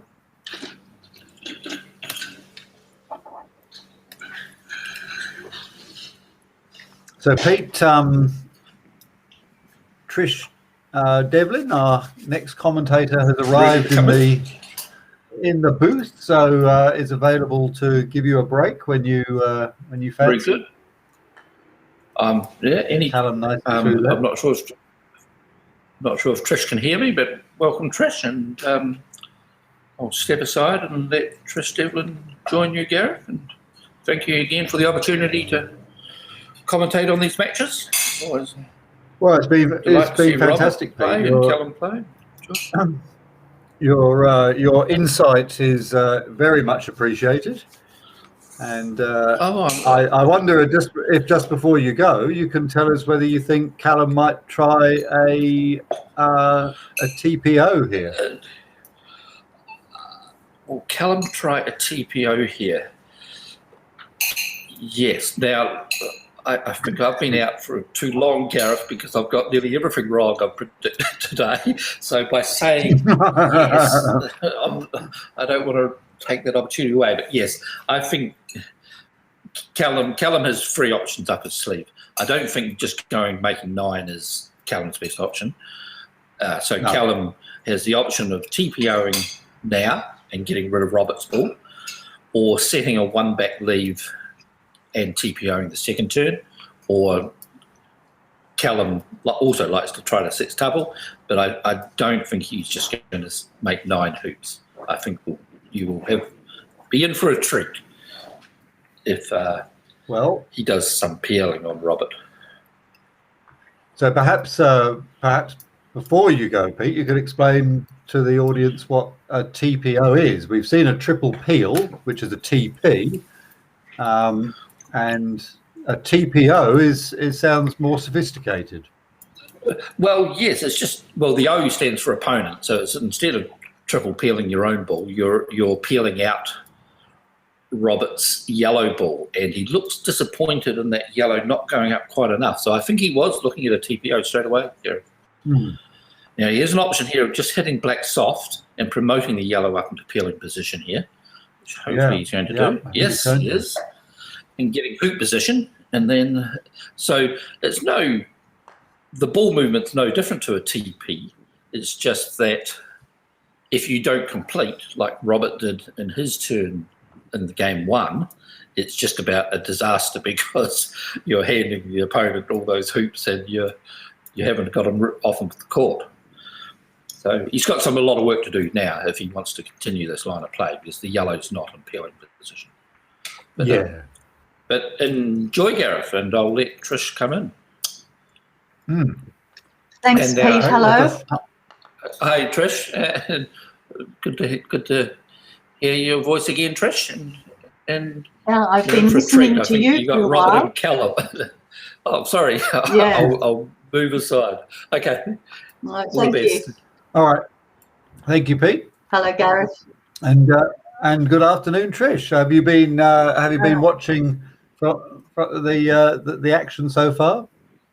Yes, I have been, and it's always good to see Callum. He's such a colourful character, and your debate about whether or not he would attempt a TPO, I thought it was almost a given for Callum that if there's a line of interesting play, he'll take it, and he would well know that against Robert, he has to bring his A game.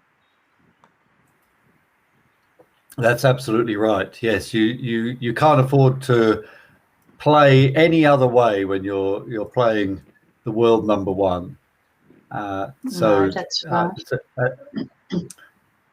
So he's left the black ball up there, but I guess we'll see how it develops. He's now loaded hoop 6 with the red and gone to the yellow at 5. But you were going to say, Trish? I was going to say that it's really good to see you operating the mini map there. I think that really must help with the viewers, particularly those who haven't been familiar with association croquet. And of course, it helps us to work out where the balls are as well. And Callum is looking quite comfortable in his break. So it will be interesting to see if he manages to complete this. Robert will be having a little bit of time sitting down and checking it. I know it looks angry, like but that. Callum's a master It at does. these. Look at that. Yeah. Yeah, I wouldn't have enjoyed that one, Trish. No. I would have been. I would have been thinking, "Oh dear, I've messed up. I won't get that through." Yeah. I think But some of not those so angly Callum. hoops are ones you have to practice over and over again to be as calm about them as Callum is, and Robert, of course, and Malcolm. He's another one. Malcolm, unfortunately, is not able to play today, but Robert's brother Malcolm played doubles with him, and I used to think, oh no, this hoop looks far too difficult. But from an angle like that, he was fine, and so's Callum. Oh, he's left himself behind the peg. Oh, I think he's left himself behind the peg. He's lining it up. Yes. Well, he's got to go for the black now, hasn't he? Yeah. That's twice in the last match that happened to him as well. Pardon me. Oh, so unfortunate. So unfortunate. Yeah, well, the peg can get up and bite you. Yeah. Well, a lot of golf croquet players wonder why there is a peg there, and of course in association it's a very important part of the game because you score points from it. You peg out. It's a lot of things happen with it.